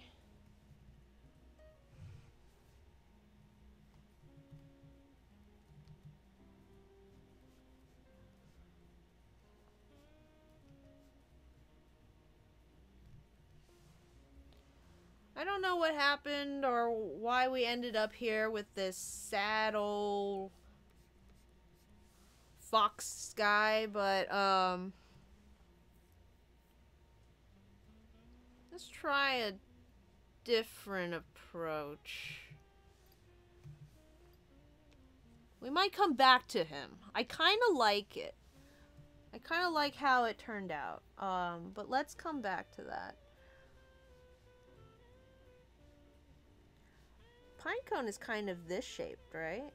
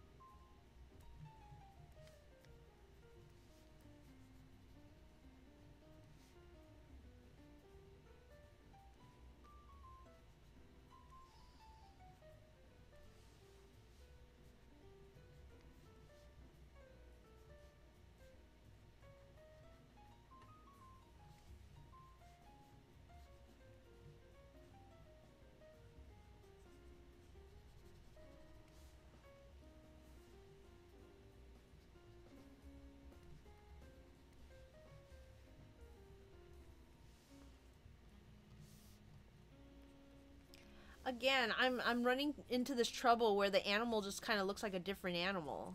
In this case, a dog. I haven't quite captured the essence of fox.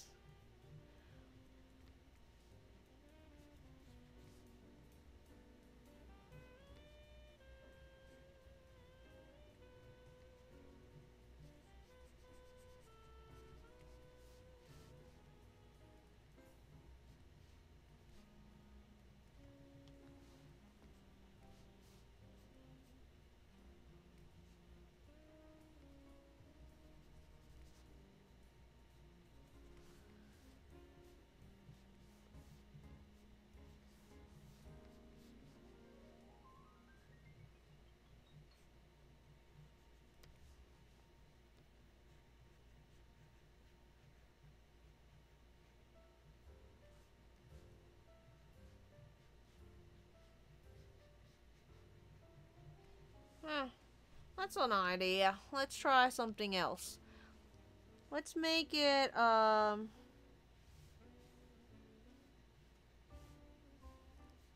make it more poofy. Let's put it on 4 legs. Maybe in this world we have 2 kinds of animals. The 2-legged kind and the normal kind.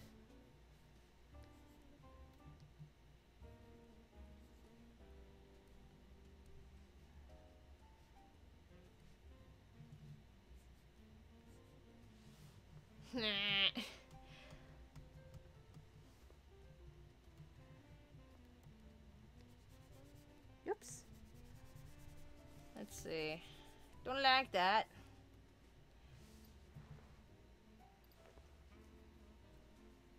You need to scream, yeah! Before understanding. Maybe the animals are like Pikachu and go back and forth. I like that. Kind of like, kind of like Charlie Barkin. Going back to All dogs go to heaven. But then it has to work in both 2 and 3 leg. And if I put him on 4 legs because I can't figure out how to make him into 2 leg, then that's not gonna work because then he can't go back and forth. So I'll stick with the 2 legs. Let's see. What part of the fox, aside from its tail, I guess, do I want to accentuate? Let me go back to fox for a second. No! Not fox news. Animal fox. That's one of my favorite things about Pikachu, though, is that it's so fluidly bipedal and quadrupedal.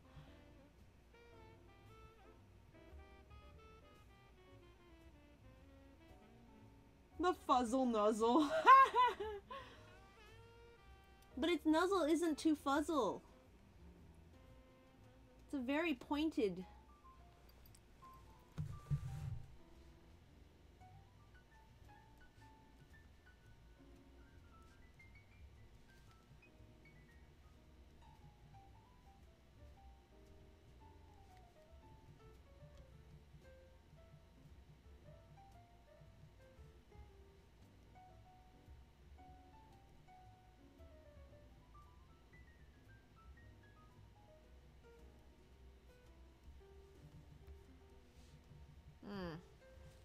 It's very pointed. Let's see.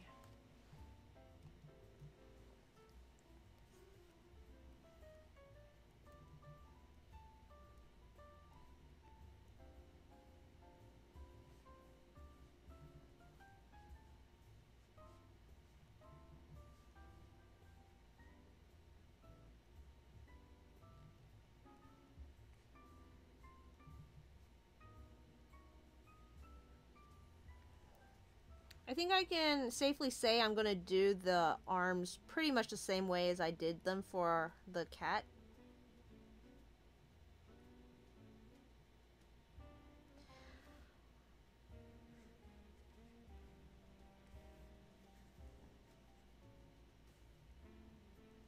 So it's really just the head that I'm kind of having trouble with.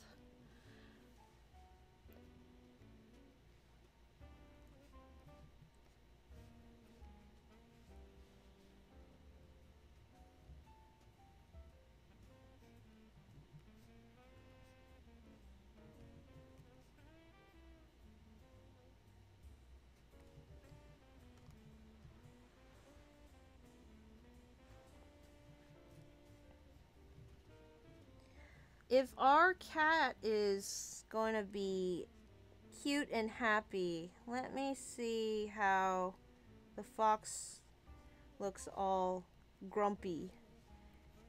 Maybe not as sad as the last one that I did.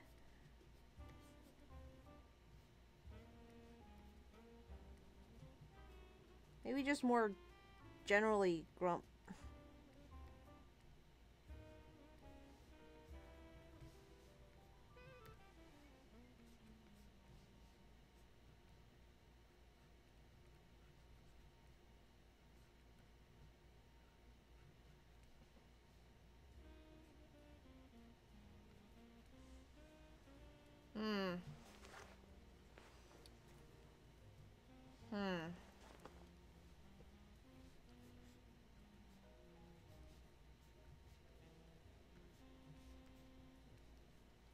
Maybe he's not a grump. Maybe let me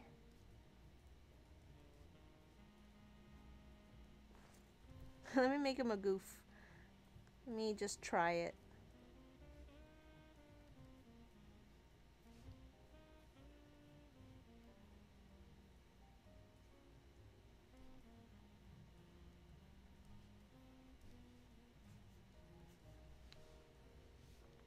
Looks a little too cat-like. Let me pull his nose down.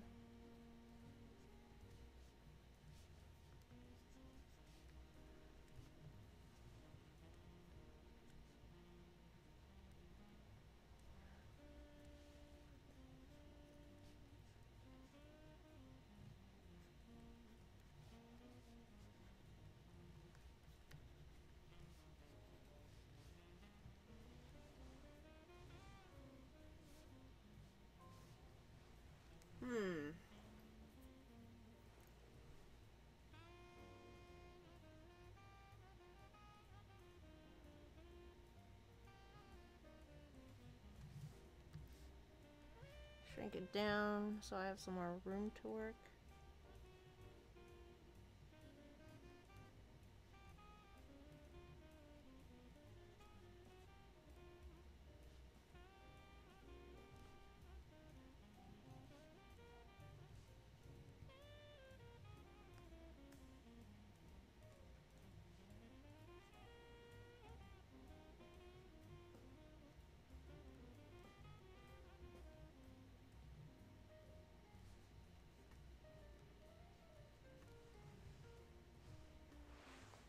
Kind of like this boy.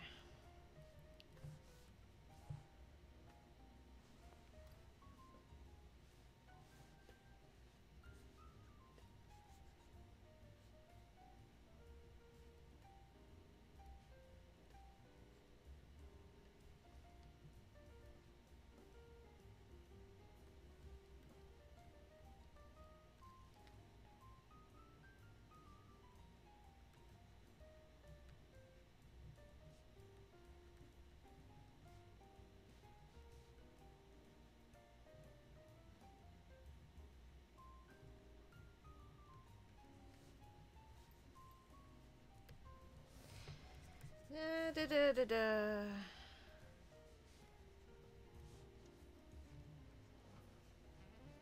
Maybe okay. I like this. For the fox, I kind of like having a longer body. That might not be accurate, but I sort of feel like it feels more fox than dog. And that's what I'm trying to get away from. A little less dog, a little more fox. I know foxes are just soft dogs, but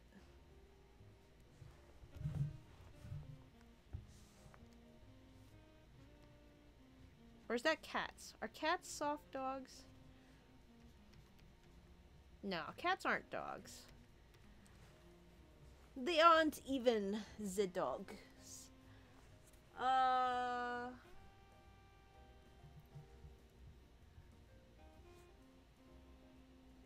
Maybe the eyes. So you know how you talked about that shape you do when drawing tails. Could you base the fox around that shape? Excitable and the grump. Classic. Yep. Maybe he's just easygoing and not easily excitable.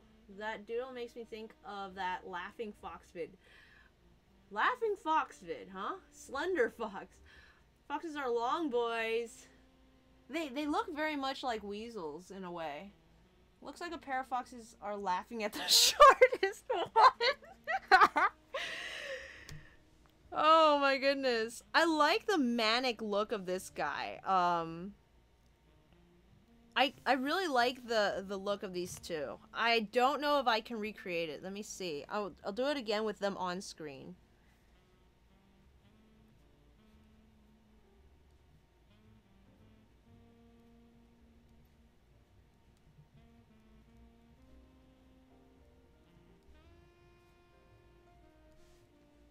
Maybe from a different angle.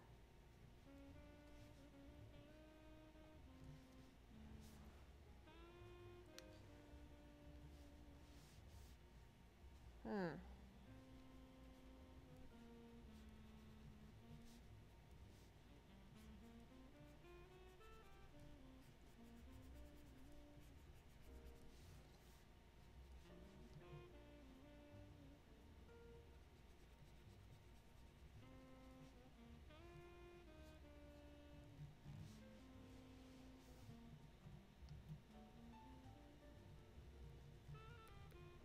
Hmm.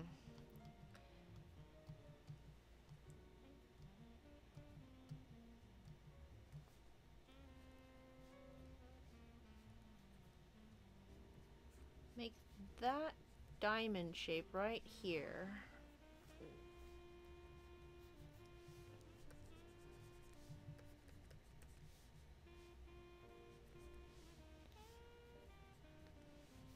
The neck fluff. And then have a long bod.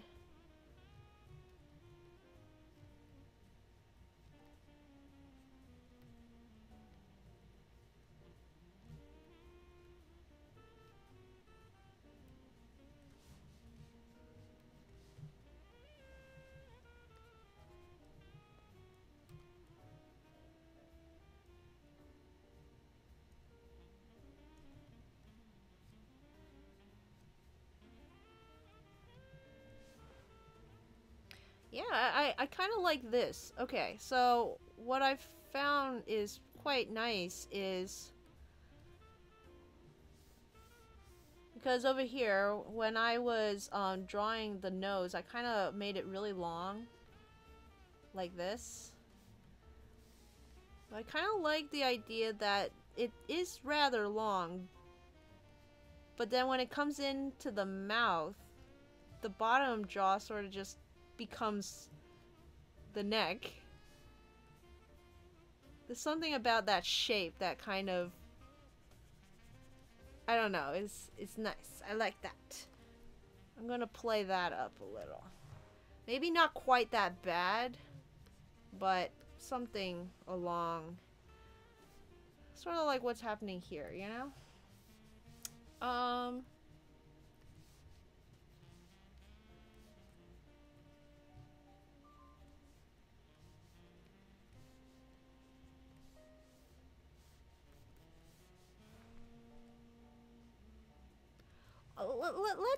Let's give it a try. So let's do a new illustration with both of them. And I don't actually. I need to think about this. How big is a cat to a fox? About half, I'd say. Foxes aren't as big as I like to give them credit for. I think of them as like largish animals, but they're probably the same size as an otter, to be fair. Though also, to be fair, I think otters are really big too. Otters are not as small as I think they are. Looks like a purple. Okay.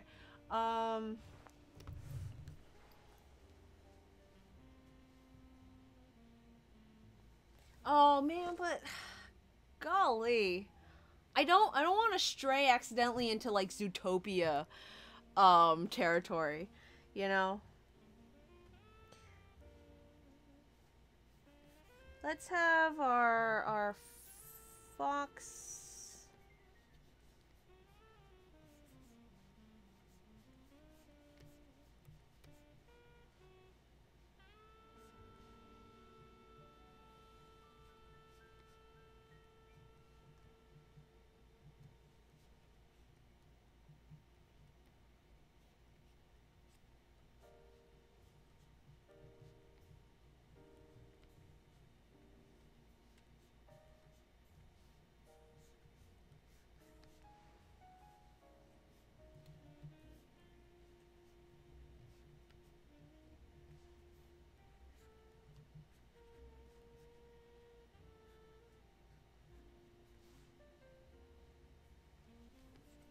Something like.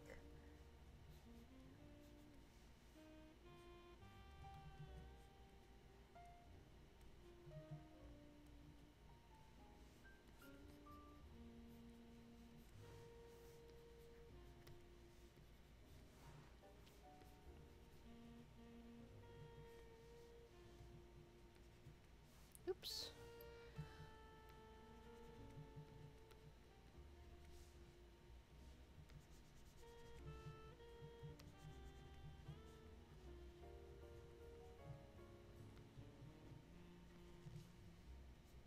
Something like that, maybe.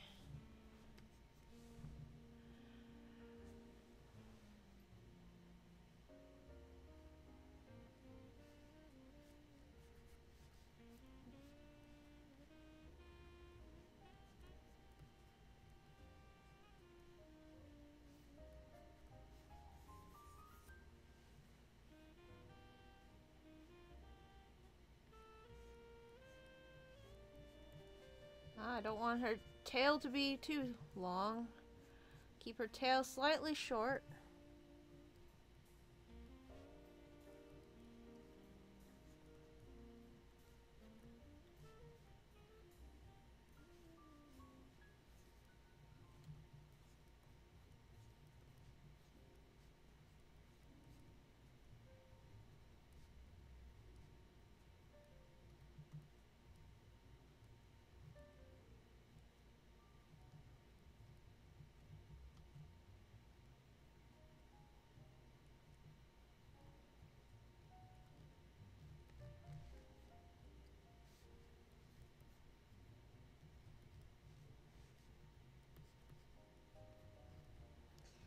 Something like that.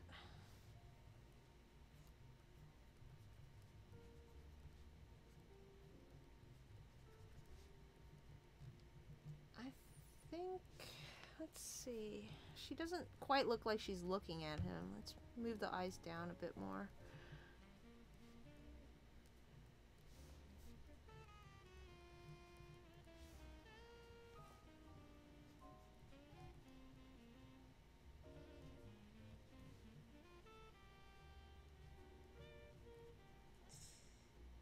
And, let's make her whole tail black. I think on the other one I kind of colored the tip white, but I like the idea that the whole tail is black. I want to make her arm black.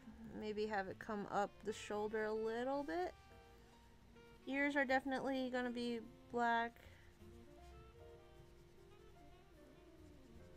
And then the face.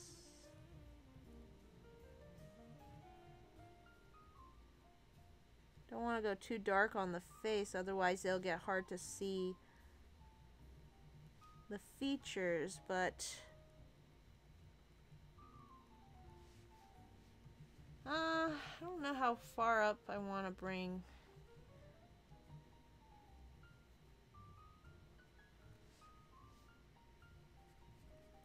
Maybe it comes down on the side like that. I think that's how I had it. I'm trying to keep I need to keep drawing these characters from memory, so that I can understand their anatomy and how the elements work. And if sometimes I find that if I do this enough times, the pieces that I forget to include tend to be the less important ones. And you might go back to an earlier version that had some element that you had forgotten, and you find that you don't miss it. You're like, yeah, no, it works without it. It's less cluttered that way and more streamlined. Their small dog size looks like the blue guy from Rayman on all fours after losing weight. The blue guy? Rayman.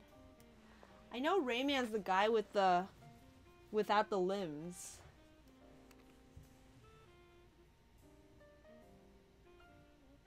What blue guy? The frog? Who looks like the frog?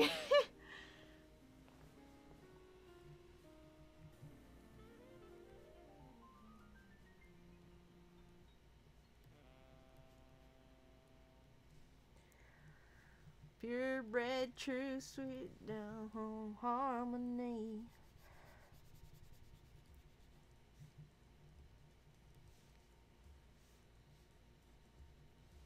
I hope he doesn't look too much like a dog. How do I make it not look like a dog?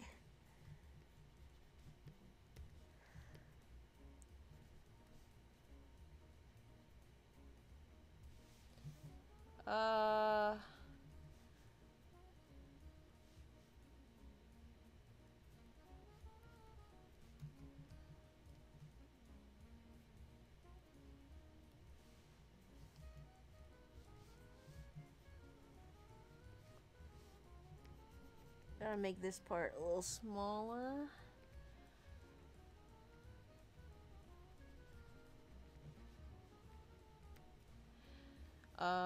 Let's see, what else can I do?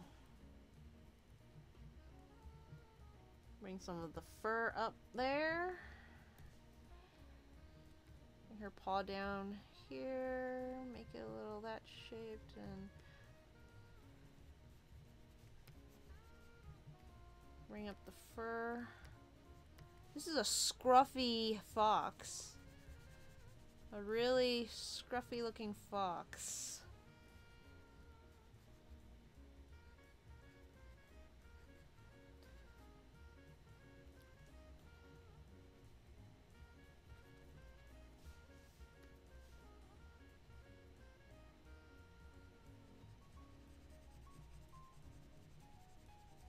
I used to be a Pomeranian.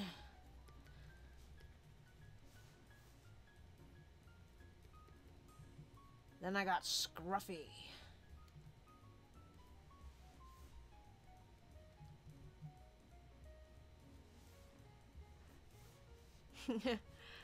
I don't know. Kind of like it.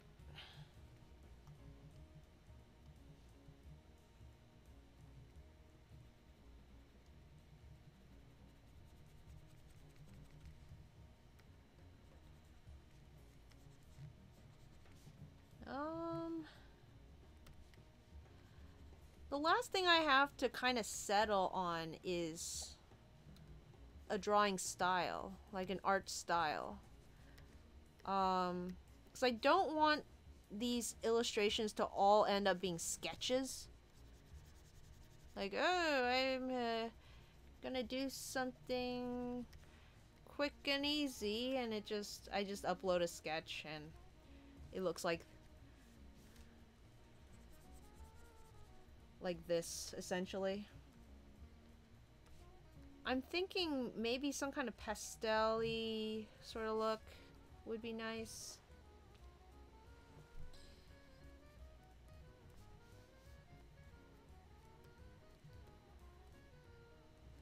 If I had time, I would go like maybe 2 or 3 more passes on the line art on this, but as it is, we're running low on time, so I'm gonna clean up the sketch a little bit, just so it's not completely terrible. And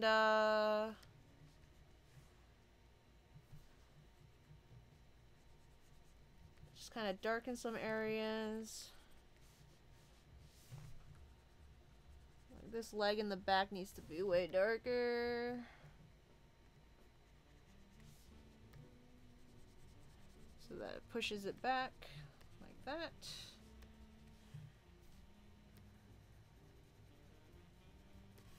And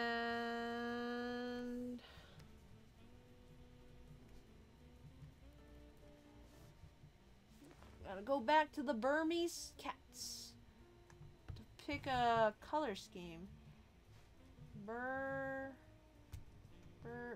Burmese cat. Because these colors are going all over the place. Looks kind of wolfish. Oh no! We don't want that. How do we make it not wolfish?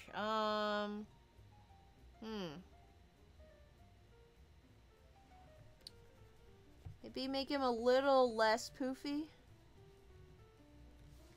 Just a little less poofy, I think, can help. I think a fox and a coyote are very dangerously close to looking wolfish, and the only way to make them not look wolfish is to have a wolf in the same style so that you can tell the difference. Yeah. I think the color will also help. Let's see now. I'm going to say I do kind of like the tan with the brown face. Though some of these are a little more burnt on the tops, and that's quite nice as well. You clean up this sketch up here a bit. Darken some of the details.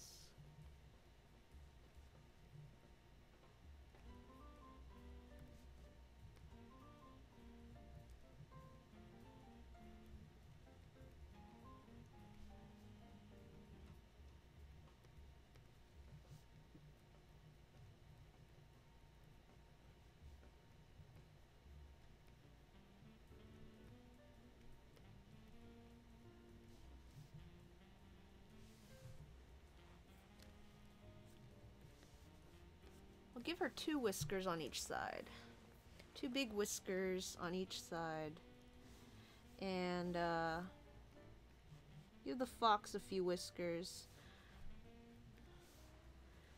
I'll make him a little less wolfish, I think, as well.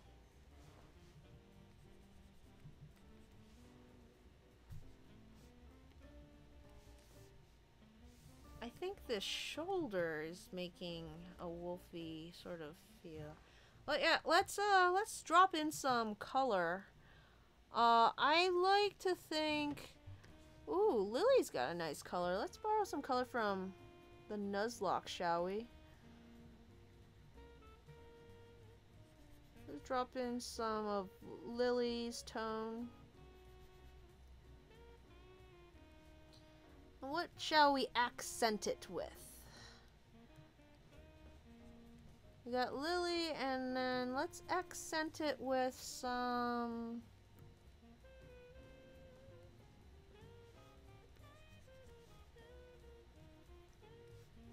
Let me finish dropping this color in first before I jump too ahead of myself. My mouth works faster than my pen. There we go. Let's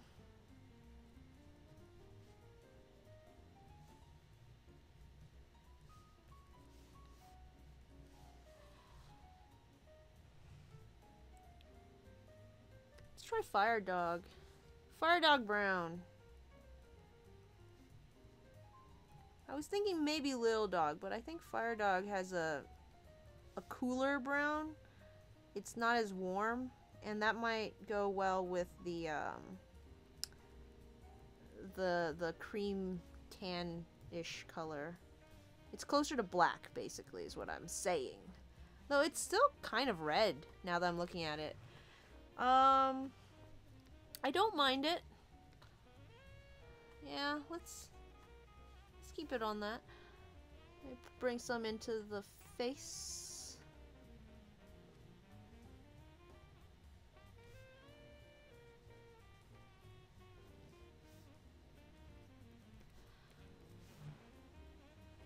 It's rather nice.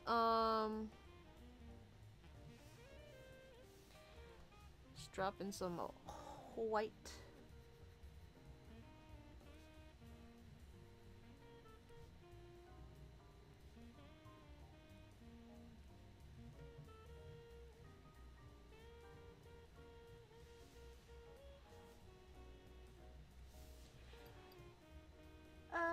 Let's see.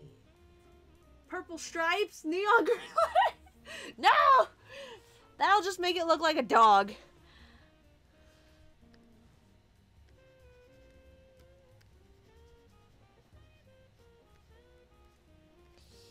Sparkle dog flavor.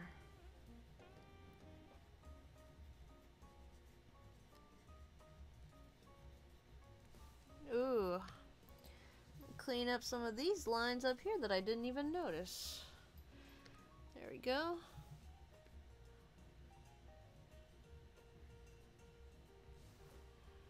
I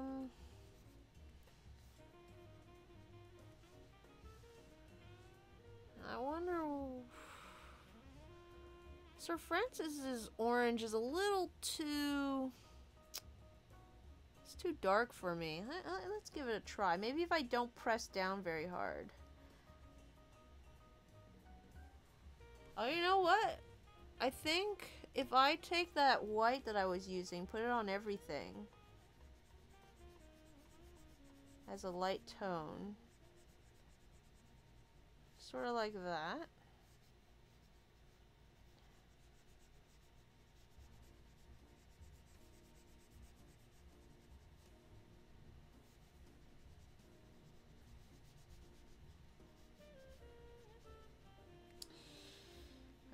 And then put Sir Francis on top. Yeah.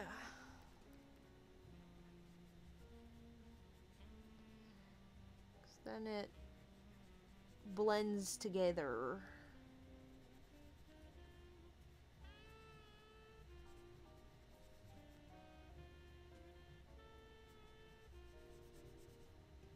I don't know if this is the...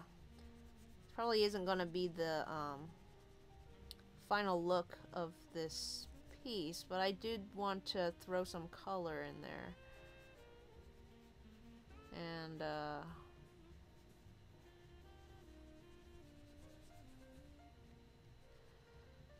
I've been watching a lot of Aaron Blaise on YouTube lately. He's a former Disney animator who directed Brother Bear, worked on The Beast in Beauty and the Beast under Glenn King. And he does live streams on YouTube, and I've been watching him a lot, and it's rather inspiring. So I'm kind of giving his techniques a little try.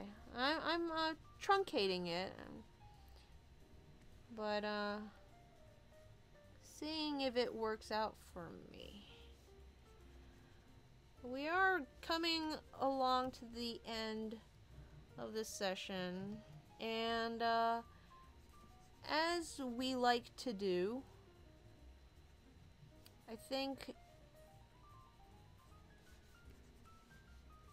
since I have only just recently added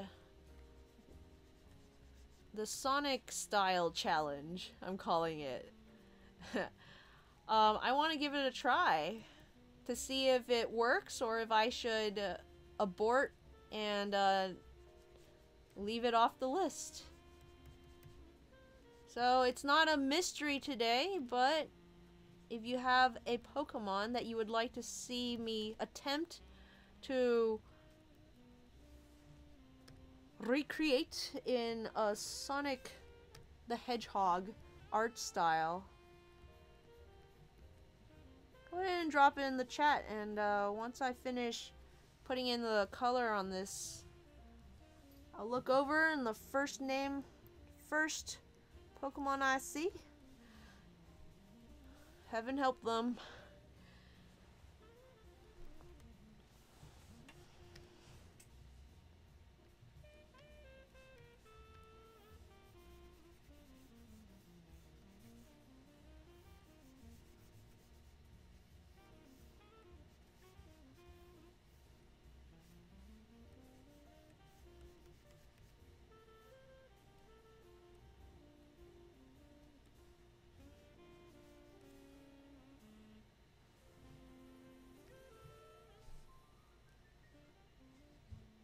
Oopsies. Don't like that.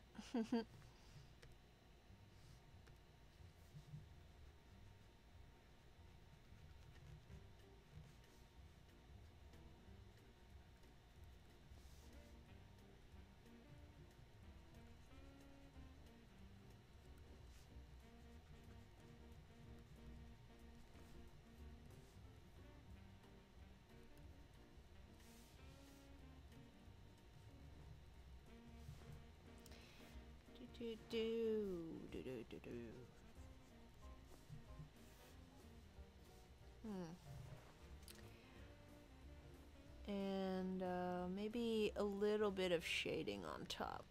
Put that down to multiply and grab a little blue and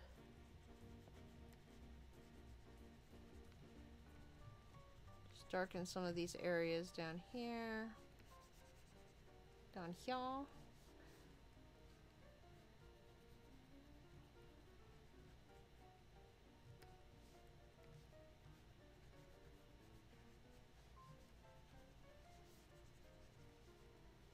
Might be a little too dark, actually. Knock that back. Knock that back. I don't want that much shadow. This is a more simple illustration. I just wanted a little bit to kind of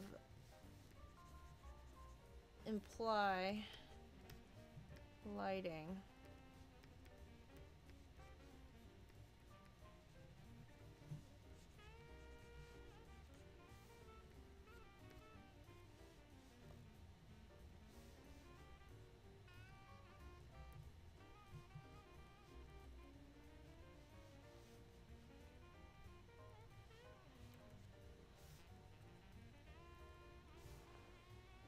Haha! I don't know about you guys, but I am quite chuffed about these two.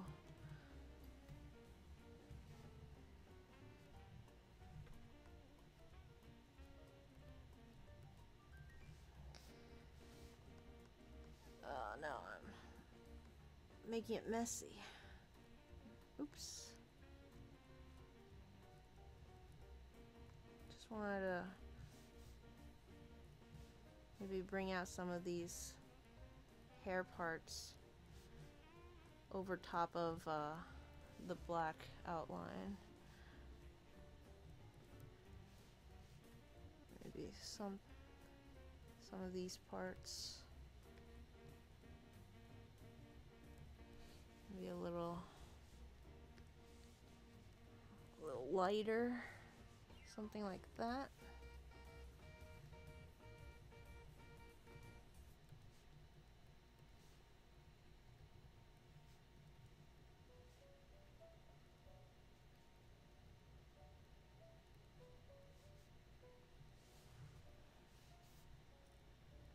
Oops.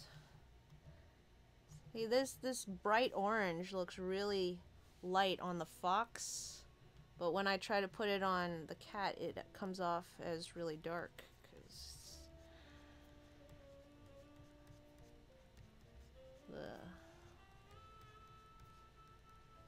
It's just the local color is brighter than it, so it didn't work. But okay, I need to stop noodling. This part of the drawing's a little too much fun, where you just kind of throw color places and see what sticks. But I'll take a little brightness up here and the blushies up there, and I think that's about a wrap. These are our characters.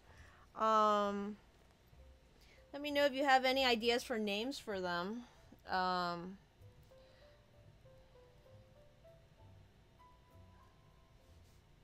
let's see what Pokemon we got.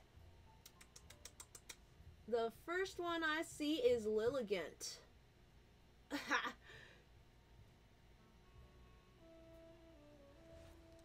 All right. That's an interesting one, because it's not it's not an animal, but we shall see what we can do. What we do have to work off of is it is very feminine looking. So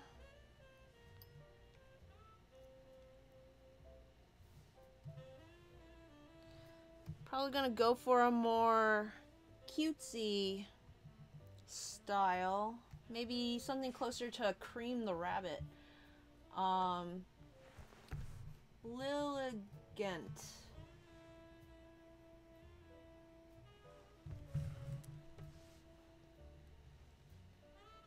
It's already sort of Sonic style-esque. Is there a character in Sonic that looks like this?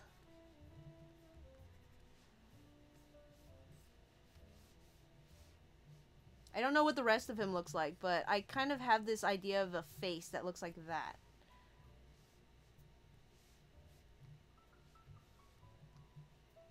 Maybe like something like that. Is there a character that looks like that? Cosmo? Cosmo. Sonic the Hedgehog.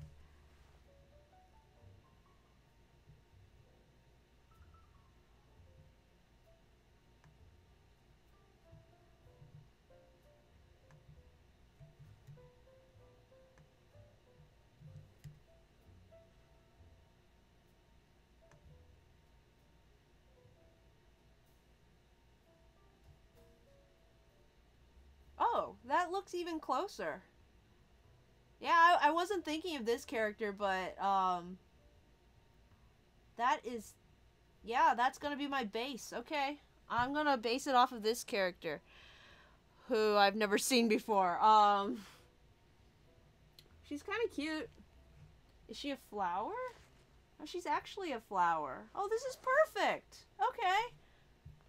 Let's see.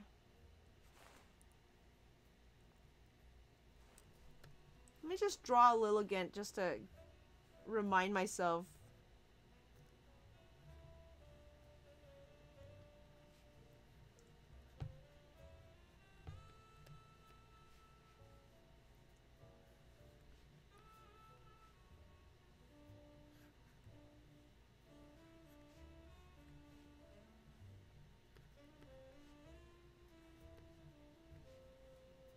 Yeah, it's already, she's already kind of Sonic character shaped.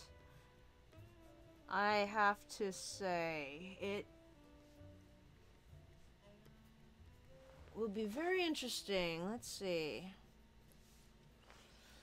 So,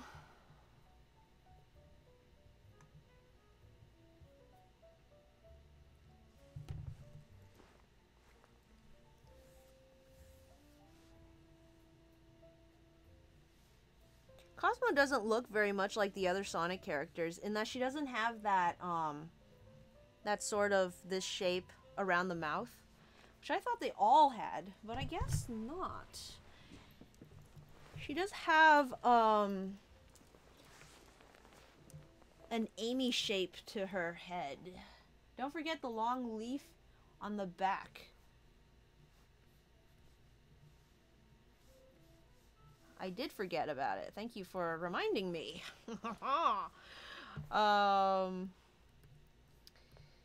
Yeah, I don't ever use grass Pokemon, and Lilligant is one of those grass Pokemon that look like people, and I'm not a fan of people looking Pokemon either.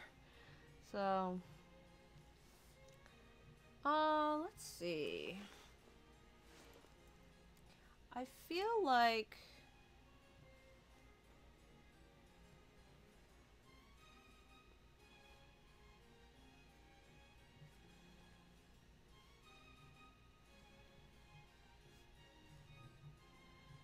trying to think. I think it'd be nice to have some kind of bangs going on.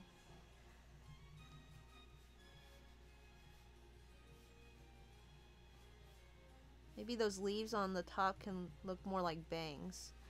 And then, what are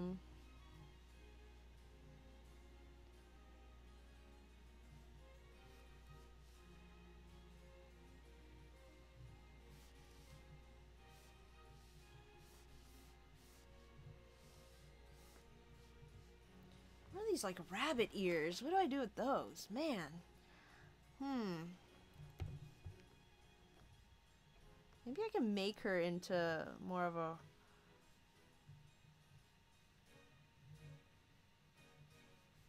She does have this crown.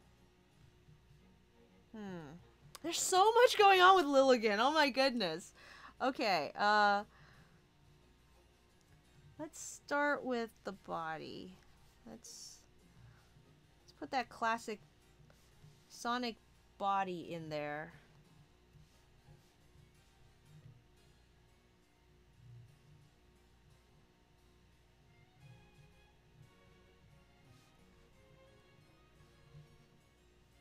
Lilligant has these leafy appendages, so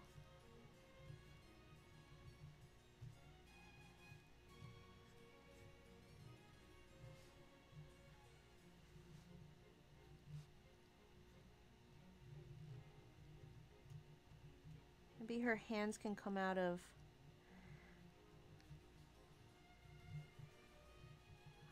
How does hands work?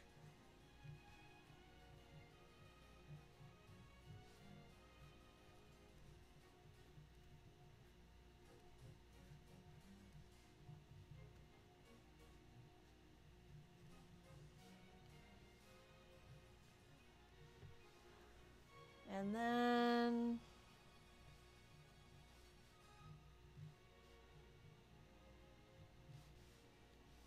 already I feel like this head shape is a little off from what most Sonic characters would. Ooh.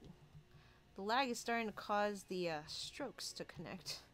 That's always fun.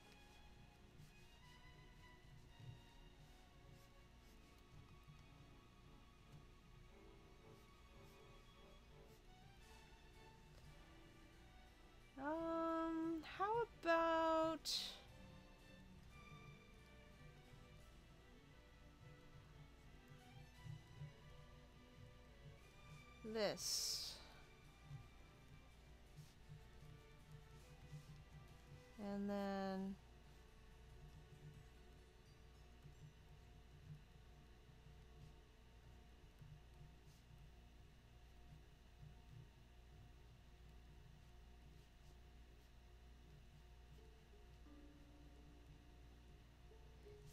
if there's anything I know about the Sonic design, it's everything has gross human hands.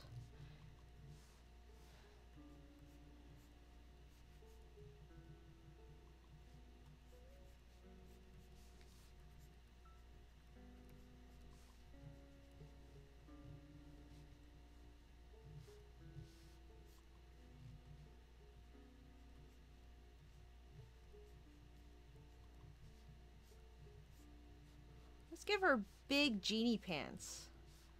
Yeah. Okay. I think I'm starting to find an aesthetic for this character. It's Genie. She even has the Genie shoes. How do I draw feet? There's gotta be something cuffing those feet, but then it's gonna be big Genie feet.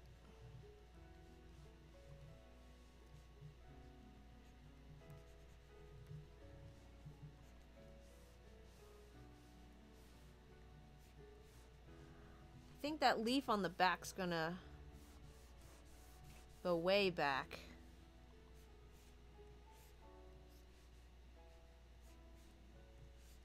And those ones in the front that kind of hang down, these bunny ear ones, I'm gonna bring them back too. So she looks kind of like a rabbit.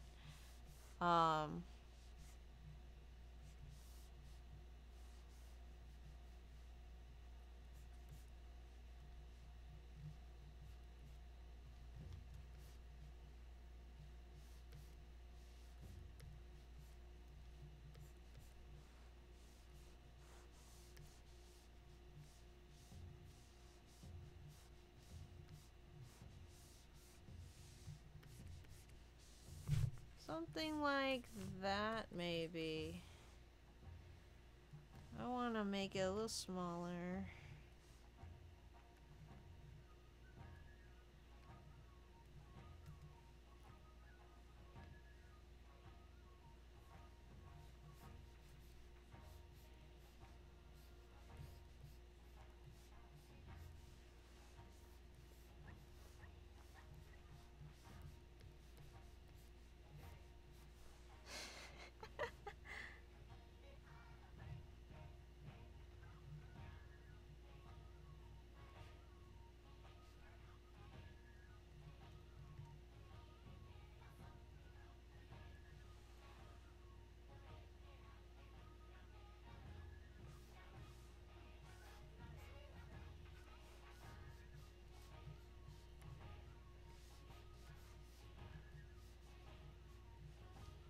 Maybe the last one can be like a tail.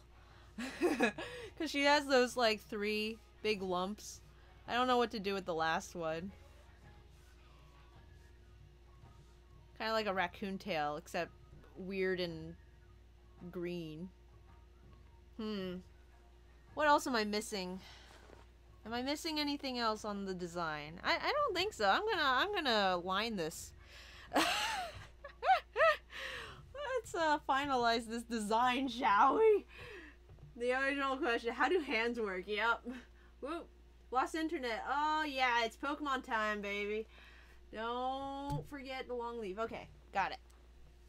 I'm trying out my new idea where I take the, you know, the Pokemon and make it into a Sonic design, and our good friend Mr. Raccoon decided to give me a plant Pokemon.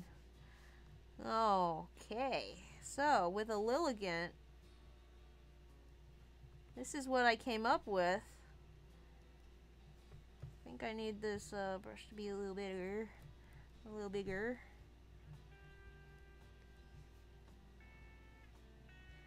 So Bangs for... Leaves for bangs, everyone. Leaves for bangs.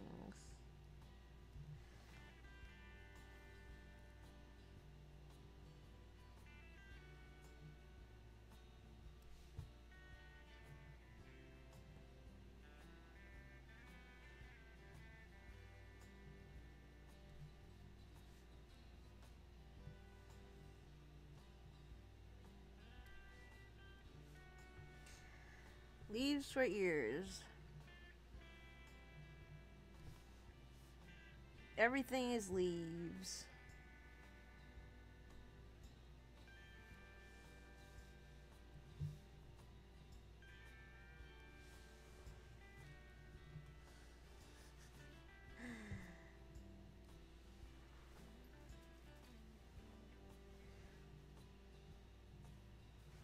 I don't know about her pose. I'm gonna do her body and her face, and I'm not gonna do the arms or the hands. And I'm gonna see if there's a better pose for them.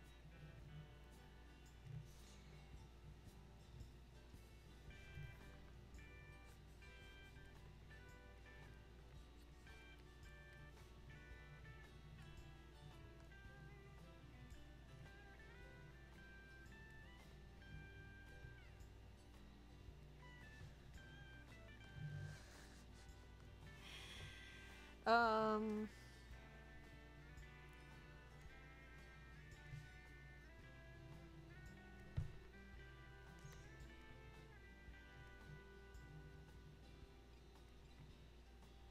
this is almost like a type of Gajinka.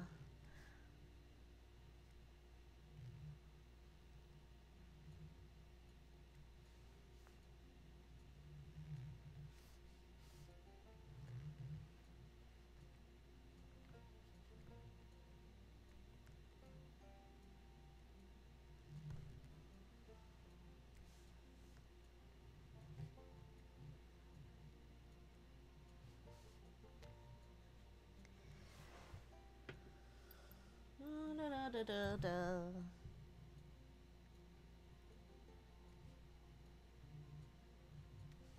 This is a lot of fun.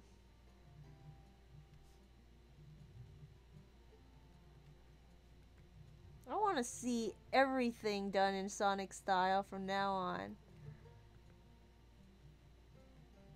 Maybe I should do all the Hoenn Pokemon. Nah, people would riot. Speaking of, though, it might be time soon to jump back into the Pokemon families. We're coming up to my hometown, Hoenn region.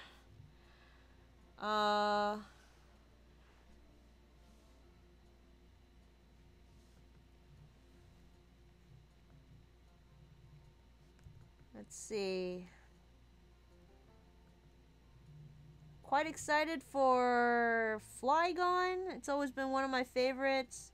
Absol is a great Pokemon.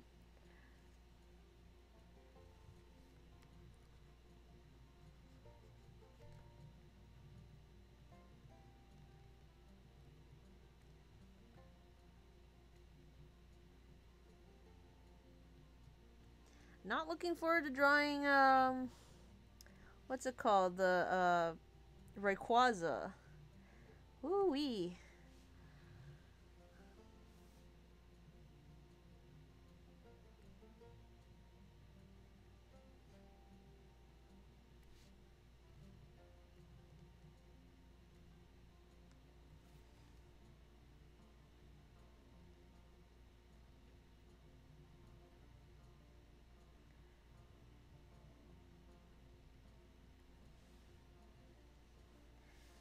I've never been a big fan of Blaziken.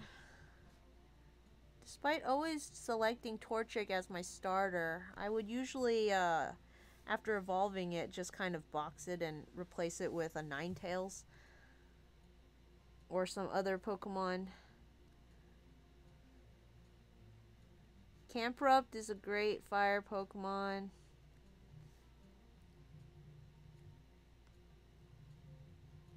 Torkoal, I think, was also from Hoenn.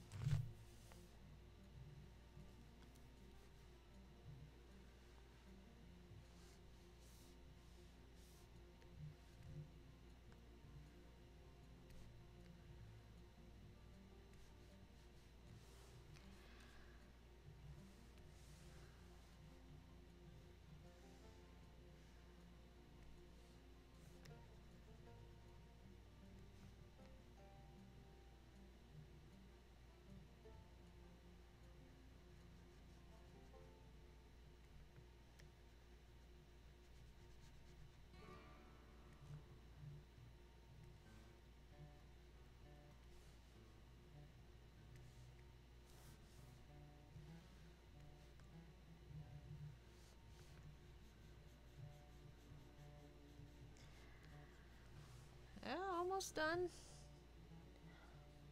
Hold on to your britches.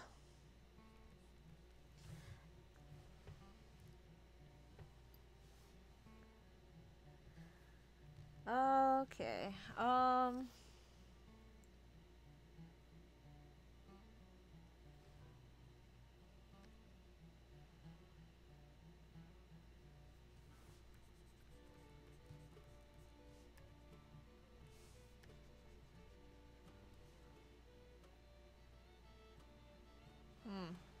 Hmm. What do I want to do with these arms?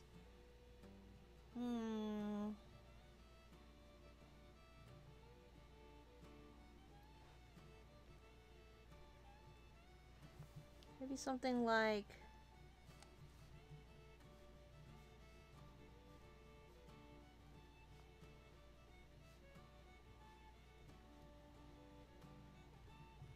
Nah, I don't want the long sleeves.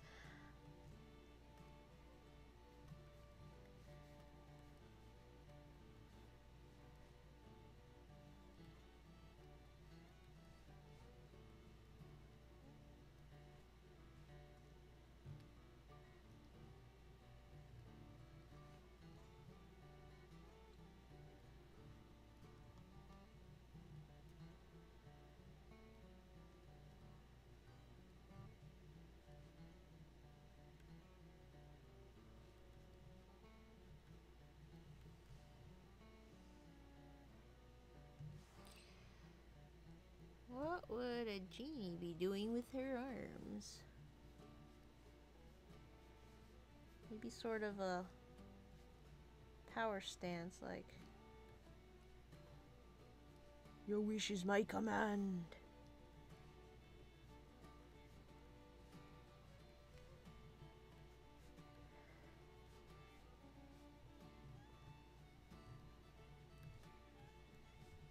Kind of what I had before, but a little out of the way. Not so, Oopsies. Ah, I'm drawing on the same layer as everything.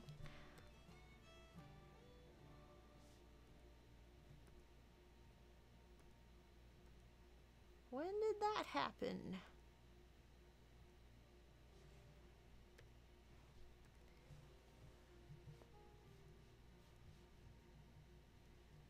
I guess I did like the pose I did for her at first. I just didn't like where it was because it was kind of blocking everything. So let me just try a redraw it a little better and not so strange. I say that as I make a disgusting looking hand.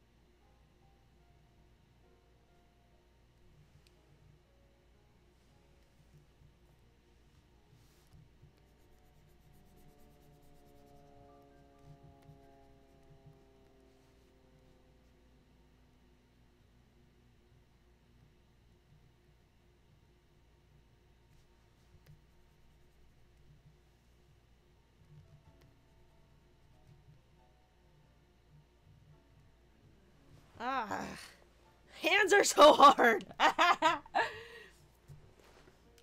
They don't all need attitude hands. I guess not. What kind of hands could she have, though?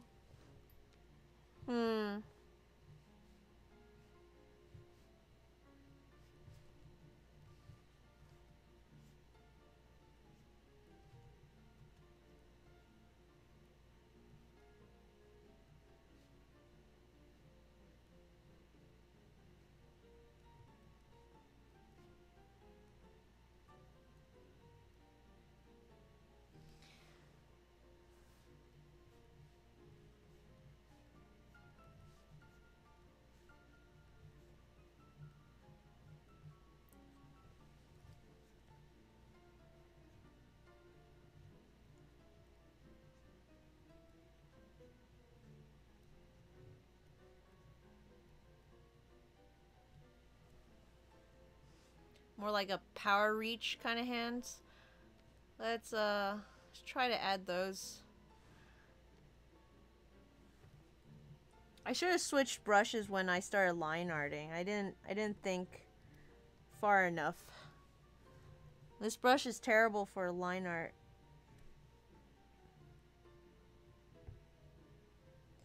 It's great for painting, not good for line art.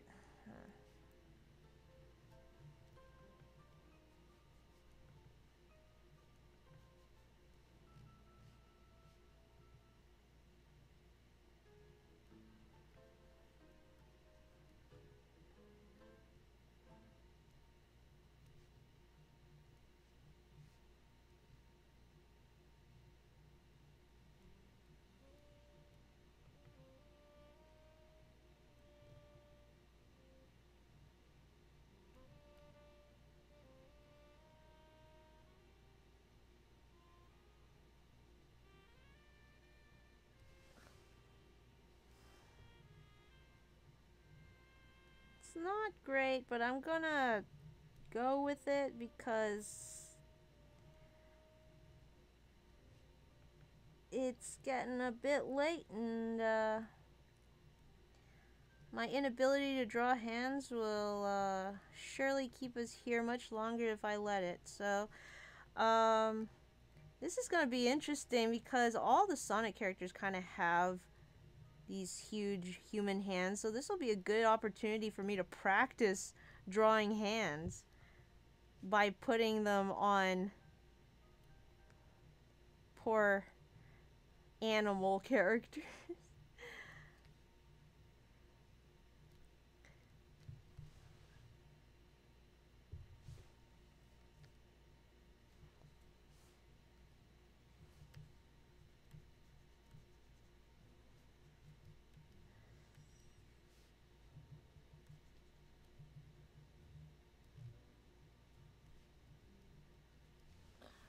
But hey, as a first pass, I don't think that's half bad.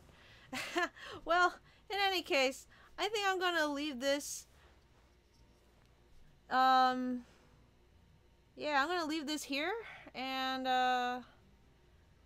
hey, this has been a really fun session with you guys. You know, this is a new thing that I'm trying to kind of do for the stream and for the Patreon, and I think it's got potential. Hopefully the story will go as smoothly, and we'll see where it, yeah, we'll see what happens.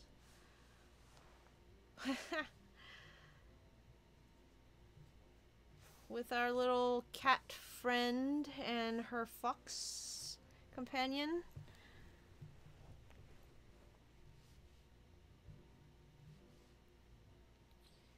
But as always, I want to thank everyone for joining me in this stream. I hope you have a lovely week afterwards, and I hope to see you all next week. And yeah, we'll be doing something else completely, and I'll try to think of what that can be. But oh boy, until then.